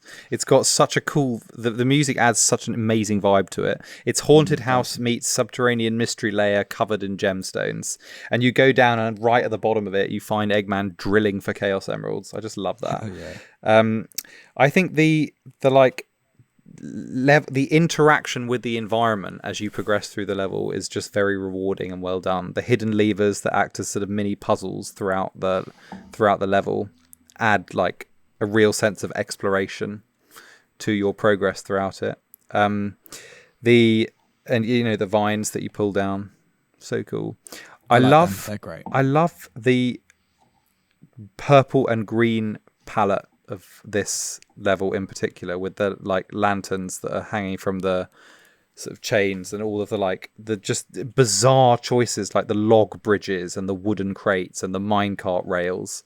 It's so cool. You're going through a haunted gemstone filled mine. With like cool. Parts of the walls looking to sort of move eerily, like they've kind of got a life of their own. Yeah. It's unique, it's colourful, and I'm a big fan. And I probably just out of like enjoyment, you can also get some serious speed, which is cool. Out of I guess intrigue and just a general sense of like sort of glee and enjoyment, I would say this ranks higher for me than the iconic Chemical Plant, which is surprising. I was surprised that I decided to do that, but you might make some backlash. Yeah, I might get some backlash for that, but yeah, fuck them. You've justified it well. I don't care. That's my. Those are the things that I really like about it, and I think it deserves praise as a bold and very interesting level. It's also just you really have this sense of moving a bit like I love the other level that does it as well really well is Lava Reef. It's got the same like downward exploration feel to it, where you feel like you're really kind of as you keep descending, moving downwards through a labyrinth. Yes, true. Of a quite like a place with like a supernatural vibe. And the parallax here works in particularly well with the like ceiling stalactites that move with the like infinite field of gemstones, even deeper. Yeah, it makes you feel like you're in a giant cavern. Super cool. Yeah. So yeah, that's where I put it there. Really, I can't really justify anything more than that. TBH. No, fair. Okay. Shall I do my number 2? Yeah, go on. Fuck. So basically, the two left are. Hang on. Don't. Just, you can't. Please don't. So if it's not the one it should be, I'll be furious. Number 2 is Aquatic Ruin. Yeah, thank fucking God for that. Don't worry, that's not first place. It couldn't be first place. So that's so interesting. Cool. Okay. I know how weird. Edit later, not now. So I've always been really drawn to Aquatic Ruin. I've always thought it is a jungle that I didn't appreciate. It's a kind of forgotten level which comes after two big boys, and you forget about it, and then you got to see night.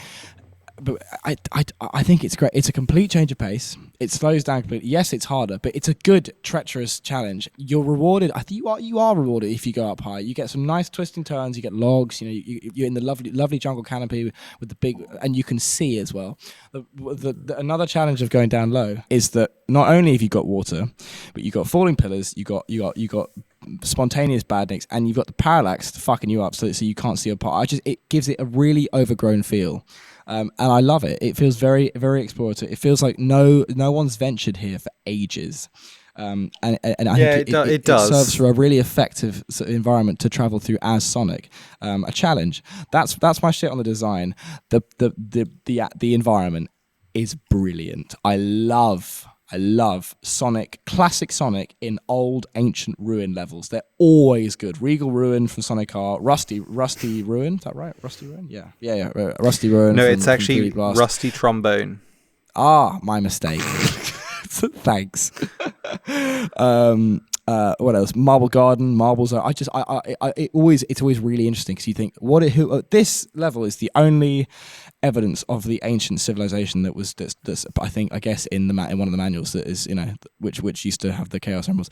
It's those are the remnants. And if you want to identify the nature of these, I have some clues which I think give it. The only clue that goes against it is the Roman pillars. I don't think this is a Roman-esque civilization. The only thing is the pillars, which I think was just an oversight in design. The rest of it, I think we can conclude that this civilization is probably linked or not so far from the ancient echidnas of Sonic Adventure, because the main thing is the music, which I think has a slight South American Latin vibe to it. Really? And I will attribute that to two things. Just listen to it. The beat, I think, it is quite sort of, it has that sort of Latin jazz, and also this is loose, but I felt it immediately. You know, everybody knows this song.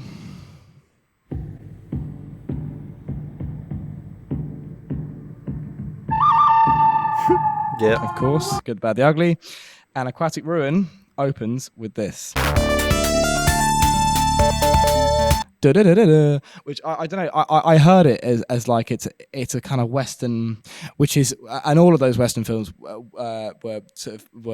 took place near South America and often had a lot of sort of Colombian, Mexican presence in them, which works with that as well and works with the sounds of music, flutes, all that kind of stuff. It's overgrown. I love it. And then what else? Yeah, and just the bricks, the old bricks, and lots of sort of, and the fact that it's in a jungle, it feels quite mystic ruinsy. I like to think that maybe they're tied to the echidnas of adventure, which is very cool. I'll play the music because I just love it. I think it's really, really nice. It's got a really good feel to it. I don't know why. It's always worked with me. Here it is.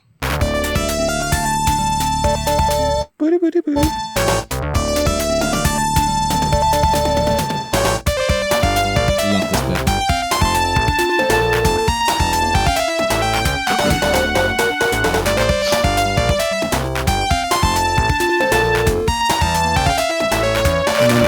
Here we go. You know, they're like clapping, sort of like maracas-esque.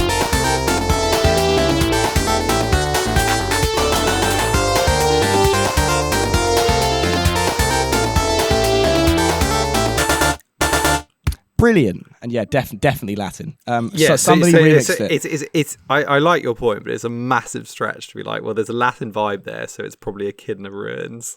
I don't know. No, but the mystic ruins Echidna stuff was inspired by Mayan architecture, I get in that, South America. That's the link. I don't know. I that is the feel you get. It's a stretch because it's 2D, and you have to go off the appearance and the music. Yeah, but they're Roman Grecan pillars. They're not Roman. But you wouldn't get Roman in a jungle. You wouldn't, or on the island. You just wouldn't. But, well, also they would. I don't know. It feels like it would be an oversight. They wouldn't think about having just put Roman pillars in. Somebody remixed this song and gave it and brought out the Latin feel. Sadly, I couldn't tell you who it was, but it's a great. I'll play a little bit of it. You see what I mean? You know what I mean? Yeah.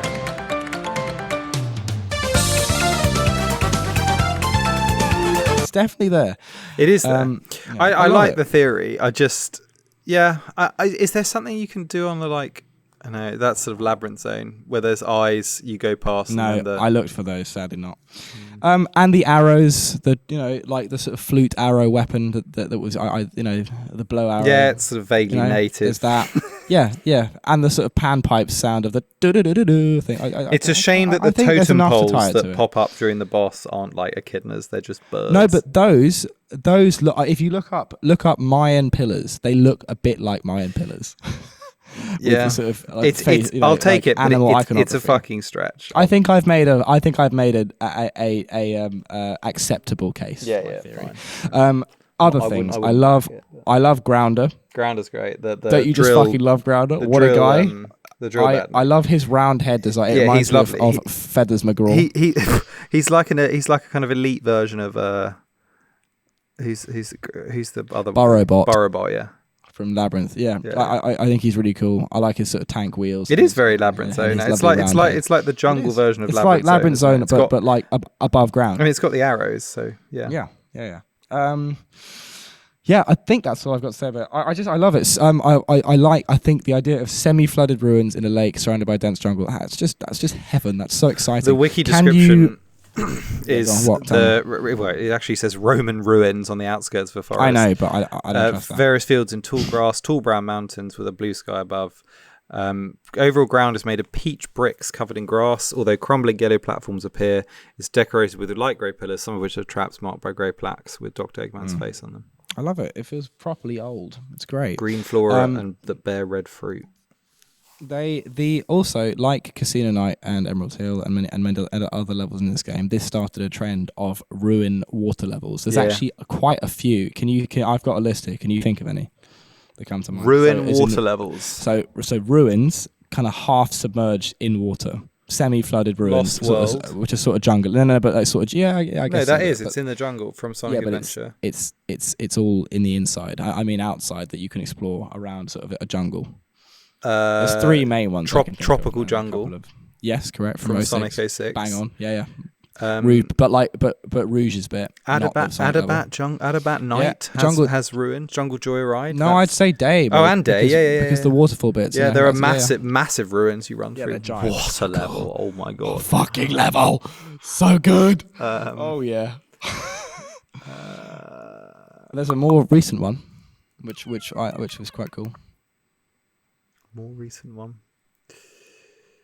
What, in Superstars? In Frontiers on Rhea Island, if you go to the right side, there's a lake with flooded ruins, which I thought was quite a classic ruin. That's quite niche. Yeah, but it's cool. It's a cool area. Yeah, okay. Remember? No. I think there's a song you can pick up there, and then a couple of bonus ones I've got that are like loosely but would fit is Sylvania Castle Zone from Sonic 4. That has water and it's kind of ruins. That's quite a cool level. I like that place. Misty Lake from Black Knight. That is also sort of ruins, medieval ruins in a lake. Regal Ruin, because a lot of it is flooded, and the sort of ruins are quite low. And then you can count Seaside Hill, but like it's a very different design, but it is still ruins in water. Anyway, it's a cool notion. It's a cool trope that this started, and I love it. I think I've always had a thing with this zone. I love it. It's great. Cool. That's my long review of it over. What's your?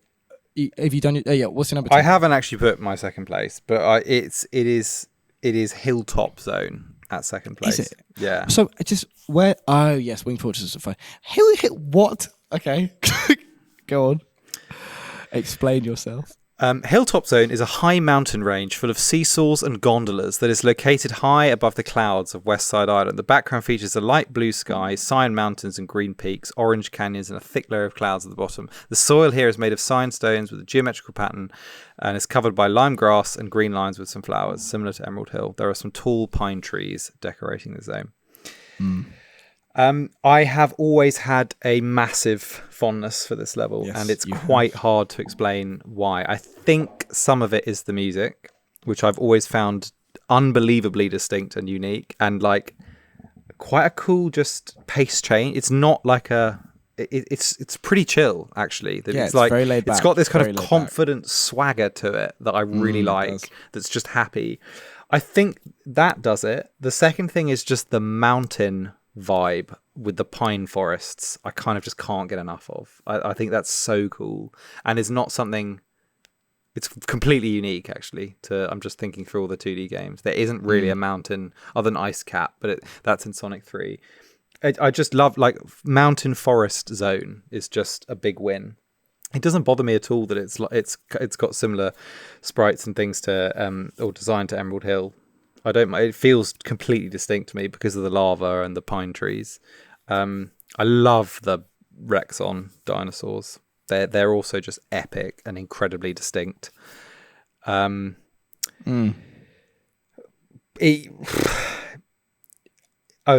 another question for you. Another really boring gimmick appearance question. When else do gondolas appear? Rooftop Run Act 1. Very good, yeah. Immediate. Yeah, cool. Can you think of any other? No, there must be more. There is another one. It's in 2D, isn't it? Feels 2D. Maybe it's just this I'm thinking of. I'm not sure. It's really unlikely that you're going to get it. It's in Sonic Advance 3 in Chaos Angel Zone. Fucking hell, mate. No, not a chance. No, that's hard. That's kind of they're quite a niche gimmick actually. They only appear in those things. I really like them. I think they're cool. I think they add this element of like feeling up really high up. Vertigo, yeah. They add to it a lot. I can't. It's quite hard. The level design as well is super fun. You can get some seriously good speed, and I like the idea of like, as you pointed out, there's a kind of verticality to it where you can really move through from lava lakes all the way up to high peaks on the top of mountains, and you get that sense of exploration and different routes as you move through it. I can't really explain why I like it so much other than that. I just think it's got a fantastic vibe to it. It's got a really like happy Sonic exploratory feel that I dig. I love the blue choice to make the mountains blue as well. Yeah, it's great. Really cool. I guess the fact that it's in Speed Sim might have helped, but I already liked it. I already really liked it. There's also the Soul Badniks, which we didn't mention. They're quite rare. The red balls with fire surrounding them. Yeah, they're cool. They're cool. Is Aqua... No, no, jumped ahead. Sorry. So you've got a very similar thing with me, which is that I again, it's just we've both got this like your hilltop is my aquatic exactly intangible love for like quite a kind of like it's a really good zone, but it's probably not one of the really famous ones. And then we've united. But we have after being quite spread out. Let's just recap. So number 10, Sky Chase aligned. Yeah. Number 9, Aquatic Ruin. What was yours? Mine is Metropolis. Number 8, Emerald Hill. Mystic Cave. Number 7, Metropolis. Casino Night. Number 6, Casino Night. Wing Fortress. Number 5, Wing Fortress. Number 5, Hilltop. Number 4, Chemical Plant. Emerald Hill. We're always like one above or below the other. Yeah, exactly. Apart from Aquatic Ruin, which was miles away for me and you. Yeah. Number 3, Mystic Cave. Chemical Plant. Mystic Cave, quite distinct. Number 2, Hilltop. That was miles away for me as well. Yeah, and then Aquatic Ruin. And then here we are at number 1. Number 1, Oil Ocean. Sorry, Zone. What? Why? Why have I put that at number 1? Well, we must have had a very similar thing. We'll find out. Where we I don't know about you. I started the level up and thought, ooh, okay, this is interesting. I think let's go into it. What happened was I was taken immediately. I have to say I've like always never before. Yeah, I've always liked it. So, well, I'll do the description because I've done it with all the others. It's a cool way to set the scene. Yeah. Oil Ocean Zone is a massive petrochemicals refinery owned and built by Dr. Eggman on West Side Island coastline. The background features various tall industrial buildings, basically a city, that he's presumably built, complete with an oil rig, tanks, framework and silos underneath an orange sky with a few clouds and a white sun, with an effect that causes haziness, as if obscured by invisible fumes from the refinery itself. The platforms are purple and yellow, with green and yellow silo structures. The bottom of Oil Ocean is flooded with oil that has polluted the ecosystem. It's amazing. It is amazing. Unique is that? It is incredibly unique, and it's inspired. And on top of that, it's seriously fun to play. I really enjoyed it. Isn't it such a pleasure? It's like to the play? perfect difficulty level, I would say. Yeah. And it has the perfect balance of pace and like genuinely good platforming. Yeah, it's also got a lot of good platforming. It's got the strongest kind of eco narrative in that this is clearly Eggman has taken a natural environment and like polluted it in the form of an oil spill. One of the worst forms of natural disaster imaginable. Pure industrial pollution. Yeah. Which presumably he's using to fuel all of his other enterprises. That it's changed the color of the sky to a brilliant rich orange. Yeah. It's so cool. I can't tell you how phenomenal the aesthetics are in this level. Oh, isn't it? The colours, the lifts, the shapes, the shapes, patterns. They're so cool and distinct. They touch on that it's art. Rare thing you get in the old 90s classic Sonic, like I don't know of that just. So it's quite Knuckles chaotic. That it is brilliant, popping, loud, and just so unexpected. It's a seriously bold zone. So good. Why isn't? Really is. I don't have fond memories of Mania Oil Ocean. Why isn't it as good as this, or is it as good as this? Maybe it's because we weren't familiar with the source material. Now that we are, it might be a transformative experience. Maybe. I also I love, and I've got little models of them from a Jack set with Octus. I love the pylons with the green the rotating and balls the spinning. Yes, they are surrounded iconic. by a kind of ring diamond and the red ones as well. They're really fucking awesome. I love the oil pumps that explode. It's also a really fun gimmick and good because it crushes you, which is a good danger. Such a cool level. Where gold, green and purple. What amazing colours. Incredible. What the fuck? Incredible design, so cool, and red. It's just and credit. This is the I keep saying it. The American designed it, and then the Japanese. Apparently, the main thing the Japanese kept correcting was they made the palette brighter, which is like it wasn't Sonic enough. Epic and classic. I think I read that it was grey at first, and they're like, no, fuck it, let's make it purple. Insert and now what a transformative stunning colours into it. Change. It's so cool. I love the cannons. They're brilliant. Yeah, they're awesome. The like globe ball cannon. Very again, just so Sonic, like straight out of a special stage. Yeah, they're great. Yeah, if you look at the background shapes, they're awesome. They are. They're it's like giant oil rigs. It's an oil rig city. It's phenomenal. Yeah. So cool. Then the badniks are flawless. Octus is epic. The Seahorse is epic. He's called Aquus. Is it Aquus? Aquus. Yeah, he's great. And it's just that there's just I just find the gimmicks in this level really successful, like the big ramps that you can slide down, the paths that collapse, so much fun. The excellent platforming, the geometry. If you make it up, everywhere. Then you get a new path. But if you fail, you have the pleasure of sliding down them. Exactly. Yeah, the geometry is amazing. It's the design of the foreground of this level is like standout compared to the rest of the game. That there's something properly. It's very special. Yeah. It's very original. This one. It is very original, and it's just when you really think about it, it's an oil rig, which is already a really cool location for nearly anything, basically. But Sonicified. But Sonicified, Eggmanified, and made massive, and it's just awesome. And it's a visual treat. Paired with brilliant level design and. How could we forget to mention? I was just about to come onto it. Smash this tune up. Absolute absolute banger. Oh my god, I'd never realized how good this song is. I always love Arabian ones, especially if they're but also why is it Middle Eastern? Maybe it's because there's lots of oil there. Like an oil shake, genuinely probably. Yeah. I do think it was planned for Sand Shower, but it fits so well. It works perfectly. It adds to this sort of disorientation that you feel in the factory and the kind of like trepidation. Yeah. But like the sort of sandiness, I guess, of the skies and the heat. Yeah, that's it. The song it makes you feel the heat. It does make you feel the heat. Big time makes you feel the heat. Here we go. Here it is.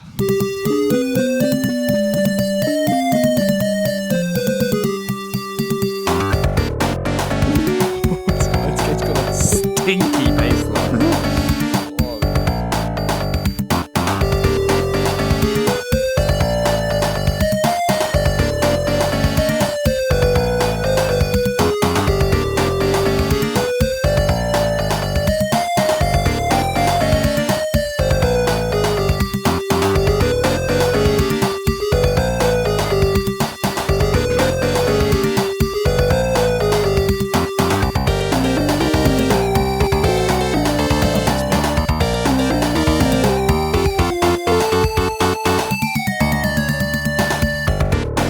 Cool. Oh, it's just awesome. And then let's just hear a little bit of T. Lopez's Mania remix, which really brings out the fucking genius of this song. Nice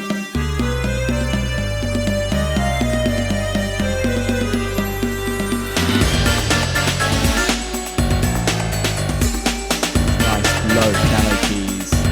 Oh yeah.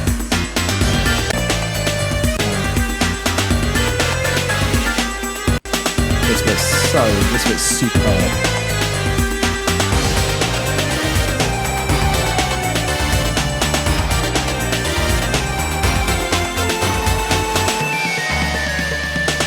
So cool. Isn't that da da da da da such a good Eggman? Da, da, da, da, da. Yes, very Eggman. Very Eggman. Super evil.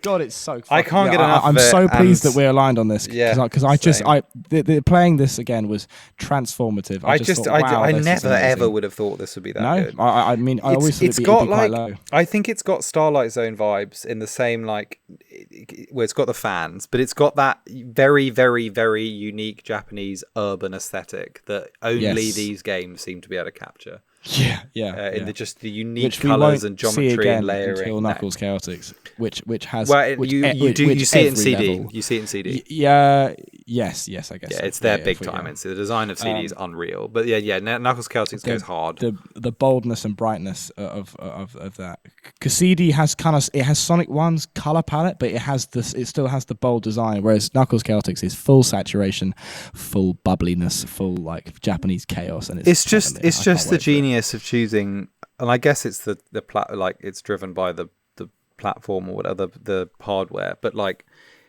you think oil rig and you just don't think of these colors. You think of like dark grays, steels, browns, dark red. Water, rust, and they've just gone completely different with these like futuristic gizmos and everything. It's fantastic, absolutely fantastic. I love in particular that when you're on a lift, there's like a strata of kind of that's trellis that you go up, and you've got big gold rings and green things in the middle. It's just so unnecessary cool. and so cool. Like there's no need for that. Eggman is just brilliant. He's an aesthetic genius. He's an artist. Imagine his like paintings, his art. He is an artist. He is an artist. The hazy sun is destined for better things. Is a really nice detail as well. Combined with the Arabian music, it does make it feel super hot. Yeah, it does. It's epic, mate. It's fucking brilliant. It's a revelation. This is why doing this pod's so good, because you revisit these games and then you look at it with a critical eye, and then you go, fucking hell, that level is unreal. And the gems can shine. Exactly. Oh, yeah. So good. Excellent. That's it. Oil Ocean #1. Again, just fantastic. Such a surprise. Who would have thought? Yeah. Hopefully other people agree. A surprise to be sure, but a welcome. But a very, very welcome one. Welcome one. Oh, yeah. Cool.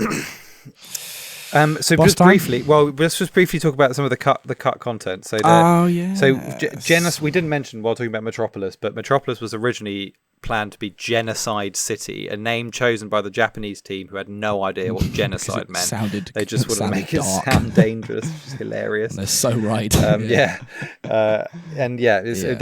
ended up being that. Wood Zone. Every time I look at pictures of it, I just think that's just Karen Forest from Tales Adventure. Yeah, it looks like it. Looks very, very similar. That would have been really cool. It would have been very nice to see. It'd be like Jungle Zone from Sonic 1. Yeah. Yeah.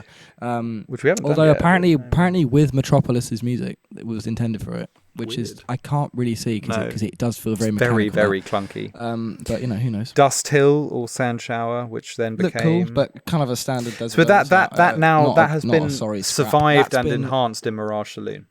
Yeah, it does look. It looked cool. The concept art for that. It does look cool, but like it is just a desert level. And then the big one, obviously, is Hidden Palace, which that is if that had been in the official game, I would rank that very high. Yeah, me too. Having played that, because the design in that is unfucking believable. That there are some seriously unique. Yeah, it's so cool. It's like underground oil ocean. Yeah, it is. It's got the same got this brilliant crystalline purple kind of green and gold boldness that's just so weird but delicious. It does. It's got this exactly. It's got the same it's like a combination of Mystic Cave and Oil Ocean. Yeah, it is. It's proper wild, that level. I remember when I played it, I just could not believe it. And the boss as well, Brass Eggman. He's got a fucking organ. Cool. That's a fantastic idea. But to be honest, if it had been in the runnings, I may well have put it in first place because I've never seen anything like it. It's just a massive underground cavern with like supernatural structures and glowing. It's got all the same like gizmo things that Oil Ocean has, and the bridges that light up as you run across them, and the massive dark blue background with waterfalls and awesome badniks. Yeah, fucking amazing. Yeah, they are. It's a treat to have that as a playable experience. It's fantastic. It is, isn't it? It really is. Very, very cool. Shame it didn't make it into the final game. Also known as Proto Palace. Well, it's also survived in Sonic 3, obviously, when it then appears. Yes. Apparently, it was intended to originally be a kind of holding zone between getting all the emeralds, then turning to Super Sonic. You would go there to get the power to then turn into Super Sonic. Yeah, which is what ends up happening in Sonic 3, but Hyper Sonic and Super Sonic, both. And Super Sonic, yeah. Very cool. Yeah, very cool. Let's rank the bosses then. Yeah. Is that all for... Yeah. And then there's a couple of concept arts of like, I think it's called Blue Ocean, Ocean Wind, which all look like... There's one that looks just like Wave Ocean, which is quite cool.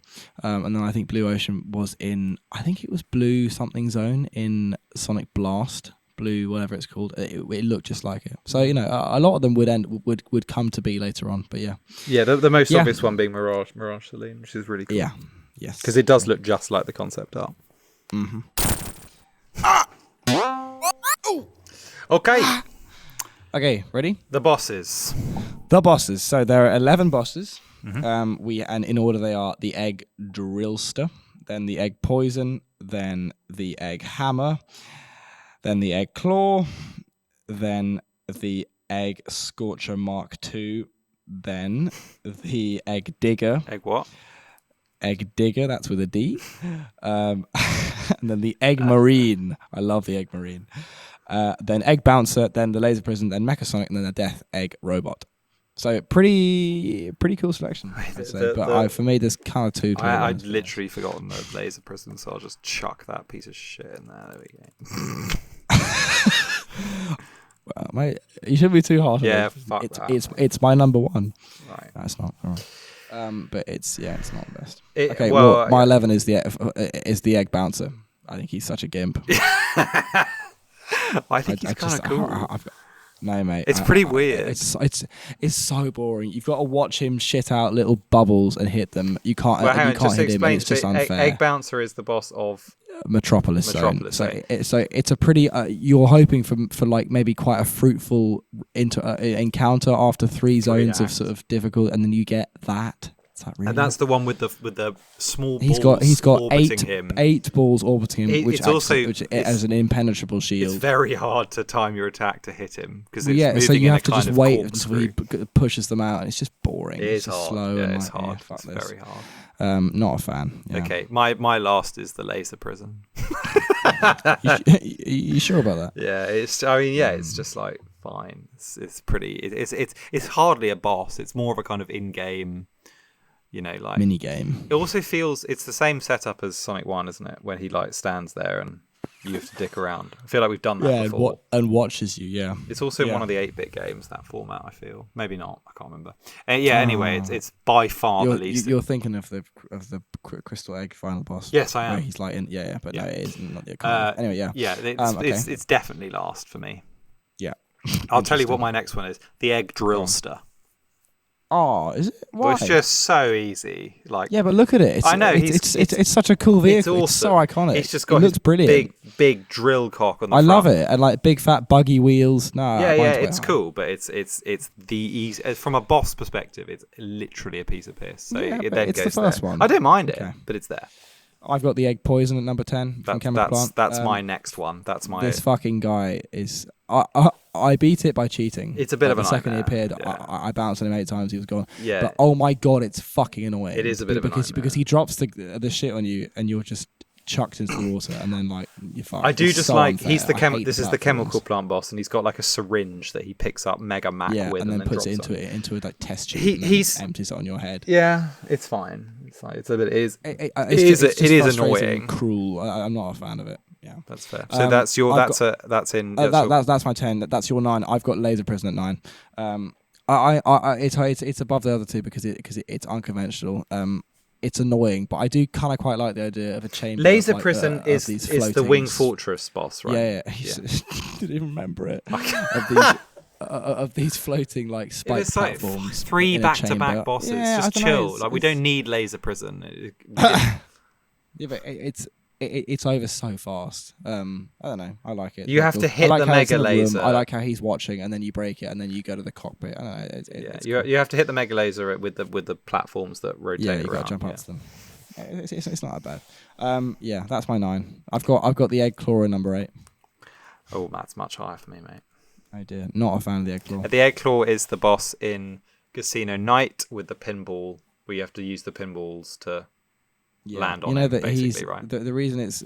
Shall I finally tell you why it's called the Egg Claw? Yeah, finally. Because it's inspired by the arcade claws. You know, when you have to pick up like an alien from it. That's what it's meant to be. That was well worth waiting all these years. Big reveal, mate. It's so worth it. I put my equivalent is the Egg Submarine. Oh no, you mean the Egg Marine? Yeah. Come on, man. Wait, from whatever the first one is. No. The other one. What are you talking about? You mean the Egg Scorcher Mark II? Come on, mate. Get on. The Egg Scorcher Mark II. I've called them something different. The Egg Submarine, from Hilltop, which is when he's in. That's the Egg Scorcher Mark II. Oh, sorry. I mean that one. Come on. I mean that one. The Egg Scorcher Mark II. Just call it the Hilltop boss. Where's the Mark? What's the Mark 1? It's in Marble Zone. Oh. Yeah. Okay, yeah, fine. The Egg Scorcher Mark II. It's pretty. Because he pops up in the mountain. It's quite a cool boss arena. There's 3 platforms, and he's in the 2 channels of lava and comes up and squirts lava at you, and then you have to hit him. It's fine. Yeah. Simple and it's cool. Integrates the environment. It's cool. I've got the Egg Digger at number 7 above the Egg Claw. Yeah, that's pretty easy. That's my next one. Okay, nice. It's a cool idea to have like a mining boss. I like that, but pretty easy, pretty quick. And it's cool that he is using it actually as well as to attack Sonic. He's also using it. Yeah, it's like he was in the middle of something, and then you appear. He's like, fuck it, I'll use this to just destroy you, to drill you. Yeah, exactly. And then I've got the Egg Scorcher Mark II at number 6, which is where you've got the Egg Digger. No, the Egg Digger is number 7. Okay. So same as me. Yeah, my number 6. Which is your Egg Scorcher Mark II. My number 6 is the Egg Bouncer, which is the one which is the ball one we talked about for Metropolis. Okay. Yeah. I just think it's quite fun. Let me just quickly add to the Egg Scorcher. It's like I don't know what to say. Decent fight, great arena. I love it. Yeah, that's why it's high because you got like a nice vista. It's quite simple, quite cool. I like his machine, how he's sort of poking out of it like a sort of like tank window. It's cool. And then like a nice reference to Marble Zone with the Mark II. I like that. Yeah. And similar setting. Yeah, that is cool. Egg Bouncer. It's kind of iconic. Like it's bizarre. He launches at you, and then he like it's such a stupid attack of just having an inflatable version of himself just drop down, and then you pop it. Most of the bosses have an integration with the level they're in. That has none. It has none. I just like it because it's so weird. They all do apart from this one, which is why it's just crap. It is odd. That hasn't either. I feel like they had the idea and then chucked it in their one level they hadn't got a boss for. It felt rushed. Yeah. Okay. Then after that, in 5th place. Yeah. I've got the egg drillster. That's there. Because I just think it's iconic. Great car, good buggy, nice big fat wheels. It's iconic. It's simple, it's so easy, but like it's just so classic. It had to be high. I love it. Fair. I've got the Egg Marine. Nice. From Oil Ocean. Nice. This is a good boss. I'd say this is the first really good boss. Yeah, I agree. I think it's a similar sort of setup to Hilltop. You've got different like platforms and then oil, and he's in the oil, and he shoots either a tenacious claw or a laser, and you have to wait and then hit him a couple of times. And the laser kind of moves up and down. It's got cool prehensile sort of arm thing. It looks quite sinister. It's good. Good boss. Yeah, I've got the Egg Marine at number 4, one above. Love it. I fucking love the name. What a great name. Egg Marine. So cool. Yeah. It looks like a cool little vessel too. I was going to say, yeah, exactly. I like the round sort of tip of it. Nice. Decent length. Good boss design. Yeah, I agree. It's great. Love it. Good end to a fucking banging level. True. And then, in 4th place for me is the equivalent is the Egg Hammer. Which is the aquatic ruin boss. What a great idea! So isn't it great? He hammers the totem poles, which causes them to fire. 2 totem poles rise up, which is cool in itself to set the arena. Then he hammers them. They fire an arrow, sticks in the other totem pole, which you then use to jump to the top and hit him.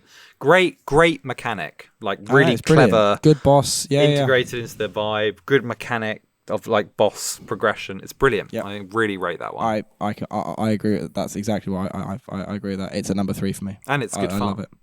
Yeah, it's great fun. I completely agree. It's a very good boss, and the hammer's just so cool. Nice big fat red and yellow hammer. I do love his. It's perhaps like a precursor to Amy's hammer, Pika. Yeah, okay. Yeah, that's very nice. Okay, cool. Right, top 2. What's your number 2? My number 3. In 3rd place is Catch Eggman or the Egg Claw. My God, the egg claw. You love the egg claw. What the fuck, mate? Why? I found it really fun. I think it's because I nailed it. So I just thought that's great. It is nice. I really liked it. You time your attacks you time your timing jump with the pinball things, flip you up, and then you got to try and predict where he'll be when you land based on his movements. Or you could try and hit him with the pinball from below, and that's satisfying too. Or you can spin dash and jump. You can spin dash, jump, and then hit him as you sort of fly laterally. That's really fun. It's just a solid boss. I like it a lot. Yeah, fair. Okay, cool. Well, so our top 2 are the same. Basically. Top 2 is the same. Yeah, but my number 2 is Megasonic. Oh, my number 2 is Death Egg Robot. Nice. I knew we'd do that. Why have you put obviously Megasonic's king? No, mate.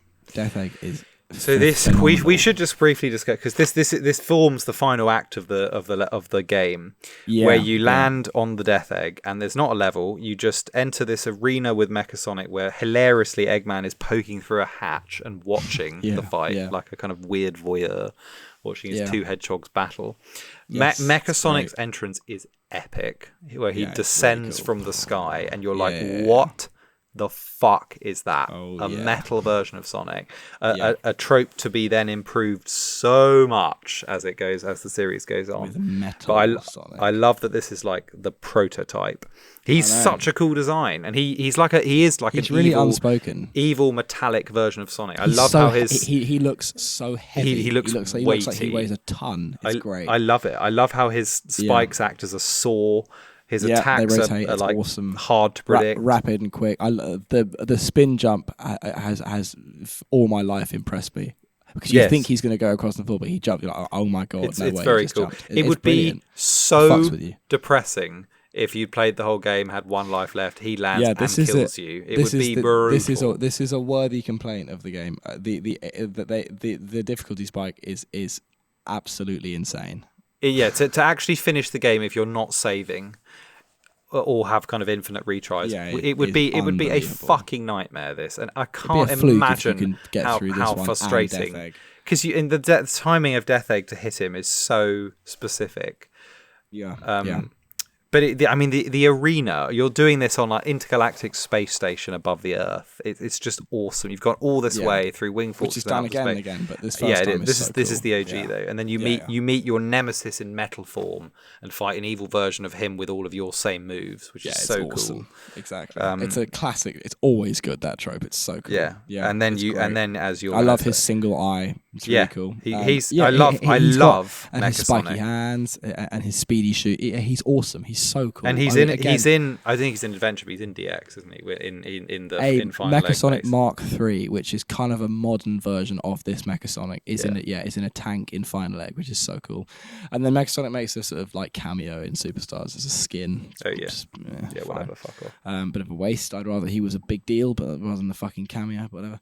And then once you've beaten Mechasonic, Eggman flees. You think, there he goes, but you're about to catch him. And you think, where's he going? And he runs and jumps into a sort of canister, and what rises out of the ground is a ginormous metal, basically metal Eggman like battle mech suit, which he's in, called the Death Egg Robot. I would say I love the Death Egg Robot, but I would say it would have been enough to not have this thing appear again, ever. Yeah, I agree. I think it's come back too much. Like it's done here. Although it definitely warrants a comeback because it's really fine. Cool. In Generations, fine. But just think about it. It's Eggman's personal battle mech suit, which he gets in and is pretty much impenetrable in it. And what accompanies him is this great. Mechasonic didn't get his own tune. Death Egg Robot got its own like orchestral finale, it's really good. Final tune. It's really good. Very dramatic. Very hard fight. But Mechasonic is. I will. The Mechasonic is second only because I think the scope of the Death Egg battle is better and really quite dramatic and cool. Here is the song for it. It's going quite military as well.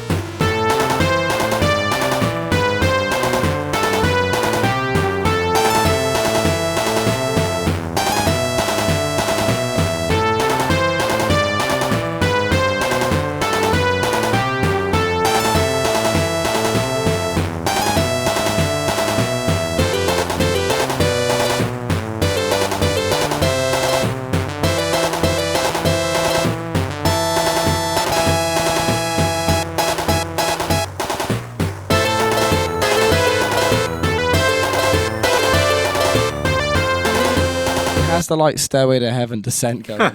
It's got an amazing bass line as well. What's happening in the bass is really, really good. It's a brilliant song. It's epic, and it makes what you're doing a proper like a spectacle. With the Earth behind you, it's brilliant. I think One Ring would have helped. I think that would have made it more bearable. The whole if they'd given you just one ring, you chase Eggman, that would have been so much better. Yeah, because the timing to hit this thing is minute, and his hands are like so in the way, and there's like one frame. And it's 12 hits, and it's you have to be so accurate again and again, and it's brutal actually. It is to the point where it's sort of stops becoming fun, I would say. And if you'd done all this work to complete the game, and you get here, and this thing just fucks you in the first hit. Yeah, it's just think, fuck this. Yeah, it's demoralizing. Yeah. Mm. But it's an awesome design. It is literally, it's as close as you get to kind of Metal Eggman, apart from whatever that thing is in Chronicles. The Eggbot, Eggbot, or something like that. But this is as close as you get to sort of Metal Eggman. Yeah, it is. Which is cool because you fight Metal Sonic, basically Metal Sonic, and then Metal Eggman. It's cool. It's yourself, and then once you've faced yourself, then you can face the true enemy. Yeah, it's great. And it's obviously like Star Wars influenced with the Death Egg and the Death Star. Yeah, so it's such a when you really think about it, it's a bizarrely overt parallel that just no one really acknowledges that it is just the Death Star. Death Egg, Death Star. Why does he need this? The Death Star is so pointless. The Death Egg is so pointless. Like, what is it doing? All of his other stuff has a sort of vague purpose. What is the purpose of the Death Egg? It never does anything. It does nothing. It enforces it. It serves as a giant intergalactic prison. It is absolutely massive, and it does literally nothing. Even Wing Fortress makes more sense because then he has presence in the skies. The Death Egg is just like his just base he can make. We've never seen it have any kind of firepower. It it hasn't got its own fleet. It hasn't got any kind of super laser weapon power. It's just a giant round space given station. how like big of a deal it is in these games, it does basically nothing. I think it does a bit more in Sonic. I might be misremembering. I feel like it has a little bit more purpose in Sonic 3. Maybe where you see more of it, but who knows? We'll see. Yeah. But it's an excellent arena for this final battle. It is. I love Mecha Sonic. Ever since I properly like realized, I always used to forget he was in it, and then I'd remember, and then I'd watch it and be like, wow, that is just. He's also massive. He's way bigger he's than Sonic. fucking really fat. Cool. He's a unit. His big head. He is dwarfed though by the epicness of Mecha Sonic Mark II, which we'll discuss in the next game when we get to him. Yeah, agreed. But I love him, and he was also the first Jax Pacific figure I bought. Yeah, I was there. Yeah, I remember. Yeah, very good, cool. That's the bosses. Great selection of bosses, and very great. Good final and I love how compared to Final Zone of Sonic 1, way better. Oh yeah, 100%. I like how they're all Eggman and his different like crazy devices. It's cool. Always fun. Mm-hmm. Topped off with the big one at the end. So I guess it's just the special stage really to discuss. Yeah, which we've kind of covered it really. Fucking hell. Yeah, I think the half pipe idea is a good one. It is a good idea, but and it's done a lot more. It's a slog, much better in other places. But and it can be a real faff. It gets it's really difficult. Cruel. It's so cruel. And you know about Sonic's third spike, which is just bizarre in his his three, because they kind of managed to very cleverly fake 3D in these half pipes with his like behind sprite, and he has he has no tail and an additional spike where he shouldn't have one in the middle of his head. Yes, I see. He's missing it.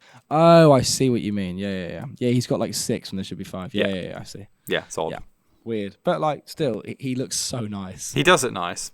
I have to say, he looks a bit strange though. From like Tails' head looks wonderful. Yeah, Tails looks perfect. Yeah. Sonic does look a bit weird. Yeah, it looks a bit cooked. But that apparently was a mistake. It's because the guy said he only had. The guy who designed that sprite said he was using something else to go off, and he didn't. Yeah. He didn't like clock that he didn't have that many spikes or something like that. Oh well, quite funny. Well. Yeah, I don't really. They're one of my least favorite type of special stage. To be honest, these half pipe. Well, actually, no, I hate the Sonic ones more. Well, the Sonic 1 special stage is worse. This is an improvement, but still pretty unpleasant. The Blue Spheres is the best of those three. Spheres. By far. And the Sonic CD UFO chase. That's my favorite. The Sonic 3 CD one is by far the best because it's also UFO just it's awesome. It's the design of it does the special stage justice. Whereas this is cool in this pocket dimension thing, but it's not. It's testing. Yeah, it's too hard. Anything else you want to say about this fantastic and extremely significant installment in the Sonic the Hedgehog franchise? I think we've wonderfully covered everything very concisely. It's great. Yeah. What a fucking game. What a great game. Yeah. It did so much, and we owe it so many thanks. We owe it a massive for the glory it's brought us. And learning about its like tumultuous development history only makes that fascinating. Fact more evident. Exactly. Yeah, and so worth all of the difficulties that they went through, clearly, 100%. Which is great. Let's rank it in comparison to the other games. So, concept, gameplay, entertainment, location, soundtrack, art style, each one out of 10, total out of 60. Let's go. Concept. Okay, let me bring up just look the at games.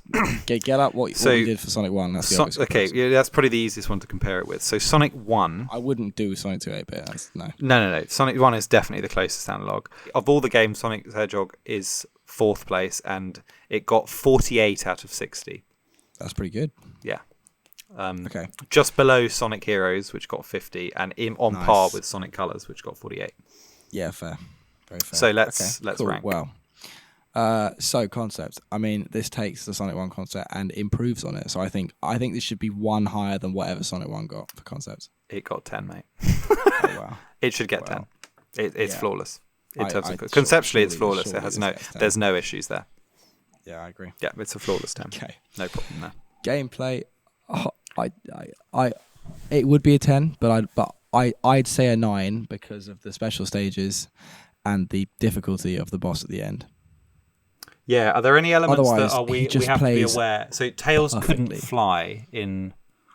You can also play as Tails, which is like. Is that right? If you play as him, you can't fly. Yeah, in the original, but they've changed that since the 2013 one where he can fly. Yeah. It's the only time he appears where you can play him and he can't fly. We haven't really mentioned. I mean, it's just like it's a fantastic idea and part of this game. Tails. Tails is just a big part of it. He is the perfect companion to Sonic. He's like the little brother figure. He's fantastic. His design is amazing. It's a great debut for him. It was and the idea was to promote the multiplayer thing and to have him to appeal to the like younger sibling who's like, that can be me. Yeah, which makes complete sense. Exactly. Yeah, he's perfect, and they look great as a color combo, orange and blue. Nice contrast. They're contrasting colors and also complementary. He's great, and he was so good in this game. He is fun. I've played as both, and they are. With him, great only actually with him were you able to fly, and it is really fun. Yeah. We gave Sonic 1 7 because he couldn't spin dash and he's a bit slower and blah blah blah. But they perfected it here. His physics I would are perfect. say 9. I'd say 9. Such a pleasure to play. Both of them play outstandingly well. Yeah, they do. Entertainment. It's got to be pretty high. This. I had such a blast playing this again, and I could honestly play it again. I played half of it on a plane recently, and then I was happy to play it again afterwards for this. It's just so good. I think it's right up there. To be honest. Might be. Interestingly, we've never given higher than 8 on entertainment. I give it 9, and we knock it because of the insane difficulty of the special stages and the bosses, which without saving would be a fucking nightmare. Possibly 8 or 9, I think. I'm kind of reluctant to give it a 9. But the special stages is optional. Yeah, it is definitely optional. Isn't. 8 or 9 for me, I'd say. I don't know. I'd take either, I think.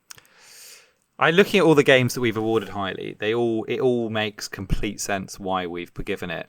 Like Shadow got 8, and that does make sense. Yeah, like there are bits of it. Riders got 8, yeah, that does make sense. What's not to love about Sonic 2? Like the difficulty spike at the end, Sky Chase being a bit weird. But still, all the other zones are just generally really. The only way you can knock it is the difficulty spike and the special stage. I can't really think of any other infringement. Neither can I. It is just incredible. That was one of that's as I said at the start. It's one of the things I always remember is how fun it is to play compared to the others. It's a pleasure to play. The others have more bumps. So 9. Yes. Locations. Yeah. Locations. Wow. Emerald Hill, Chemical Plant, Aquatic Ruin, Hilltop, Mystic Cave, Oil Ocean, Metropolis, Green Fortress, Sky Chase, and Death Egg. Holy fuck. What a spread. What a good spread. It's going to be pretty high. 9? Yeah, I'd go 9. 9. It's a 9. We gave colours 10. I don't know why we did that. Maybe it's right. No, they are. No, it does. Aquarium Park, Planet West, Sweet Mountain, Astro Coast. I'd go 9 just because because they're all only because a lot of them are still quite recognisable. You know, like they're amazing, but it's not like this is holy fuck. What are these places apart from Oil Ocean? You know, that's why. But they're all brilliant. No. I'd say so. I'm wondering if it deserves a 10. Why? You got to justify it. Just looking at the range, you've got pastoral, beautiful Emerald Hill, a chemical industrial plant, a ruins, underwater submerged ruins, the casino zone, alpine forest with lava, spooky cave underground, an oil rig, a city up in the sky, and then a giant fortress, and then this Death Egg. I just don't know how can that be any better? Nothing's missing. I think it's a superb spread. I think 9. Heroes got 10. Riders got 10. Shadow got 10. Really? Okay. 3D Blast got 9. So that's a comparison. Okay. No, if they got 10, this has to get a 10 as well. I think it might be a 10. I don't know how you improve on it. The locations are inspired. They are. Yeah, that's fair. You could argue that Emerald Hill and Hilltop are kind of similar, but they're not. That doesn't bother me. No, they're actually not close up as well. 10's fair. Fine, 10 if we gave Heroes a 10, this has to be We 10 did give it a 10, yeah. Yeah, because this is as good as that. Agreed. Soundtrack. Oh, fucking brilliant. What do we give Sonic 1? 7. 6 or 7? Yeah. Probably like 8 or 9. All the level songs are good. Like, they're all great. No, they are all good. I'm thinking 9. Just to remind you of, like Aquatic Ruin, Casino Night, Hilltop. Even some of the multiplayer. We haven't talked about 2-player because none of us ever played it. But that's. I'll play the tracks. The tracks are cool. They're iconic bangers. This is so good. And I like this one as well.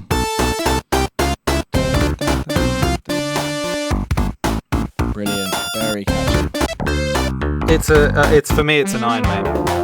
This is the Hidden Palace one. Yeah, it's great. I'd go 9. Yeah, I agree. 9, fat 9, nice fat 9. And art style, I love how this game looks. It's probably it be a 10. It's probably 10. What do you think about 57 out of 60? So that's the highest score, and it's on par with Shadow the Hedgehog. I think that's bang right. on. I'm happy with that. Yeah, I think 57's good. I think it could. This game deserves such a high score. It could edge higher. I think people will take issue with that. That we're ranking this on par with Shadow the Hedgehog. 100%. But listen to our podcast. Yeah, and you'll see how we justify it. I agree. You've got 4.5 hours to get through to understand why we. Good luck. To be honest, in terms of my lived experience, I would say that feels right. I think. Yeah, it does. I agree. So I'm happy you can't knock this game any more than we already have, and this is what it's come to. So it's fair. I get. Should it be any higher? What are the ones we've knocked it down? Gameplay, no, it's not a 10. Entertainment, no, it's not a 10. No. And then soundtrack, no, it's probably not a 10. It's just under, I would say. Yeah. Yes, I agree. We gave a 10 on soundtrack to Shadow the Hedgehog and Riders. Yeah, I prefer those soundtracks. Yeah, probably. I think they have more. They have something more special. Even though this is an outstanding soundtrack. It is outstanding. Especially for a 16-bit game. It's amazing. Yeah. Yeah. As we said, the variation. Yeah, that's that. 57 to 60, happy with that. Very happy with that. I just want to be convinced that the soundtrack shouldn't be 10. Okay. Why shouldn't it be 10? What are the weaknesses? Sky Chase is a bit weird. Metropolis is amazing. I hate the special stages music. I hate the special stages music. It's disgusting. Absolutely foul. It's great for now, and then this happens. It's pretty anxiety. It's pretty anxiety. Death Egg isn't very nice. I prefer that. Don't you think it's like a lullaby gone wrong? It's so nasty. Yeah. It's so dissonant. I prefer the Sonic 1 boss theme. This is great, of course, but I do prefer the Sonic 1 boss theme. I mean, like... Yeah, okay, I'm convinced. It could really be... No, but I mean, I don't want to put you off a 10. But, I don't know. No, I agree. I think it doesn't... It is amazing, but... I'd say there's only so good a 16-bit soundtrack can be. Yeah, that's true, and I think it maybe lacks because they obviously the songs loop, so they don't have. I don't know. Shadow has some for me at least, songs that are genuinely just knock you out of the park, whereas all of these are just really, really good. Yeah. No, it feels like it doesn't have. It feels like it deserves a 9. I think 9 is right. Yeah. Okay, I'll stick with 9. All right, 57 it is. 57 out of 60. That's such a high score. That is such a good game. Yeah, that's amazing. Right up there. What a pleasure to be talking about this game with you. Joy. Absolute fucking joy. Likewise, a complete joy. What a game. Yeah. Cool. Okay. What's next? Next, we are jumping many, many, many years into the future with one of the most bizarre and surprising installments in the franchise, Murder of Sonic the Hedgehog. Murder. Oh, yeah. From what? 2023? 2023, I believe. Yeah, 2023, so only a couple of years ago. What the fuck? Yeah. Which will probably be a fairly short ep, actually, because... I think so. Well, yeah, there aren't that many... It's a short game. Yeah. But I really like it. It's an interesting game. I'm looking forward to playing it again. Yep. Yeah. 100%. I've only played it once. Yeah, it'll be cool. Cool. How shall we sign off on this monumental installment? What we haven't discussed is how epic and grandiose and perfect the big wrap up ending. Yeah. Does that play over the credits? Does this play over the credits? No. So this plays as Sonic falls from Death Egg and finds Tails and they fly off. The epicness you mentioned is attributed almost entirely to this song, which displays an incredible range of emotion. It does. It's like a minute. It's really intense. It's huge, and it's the perfect way to end a nearly perfect game. Yeah, it is. It is. Chuck it on. Here we go. From the start? From the start. Let's go.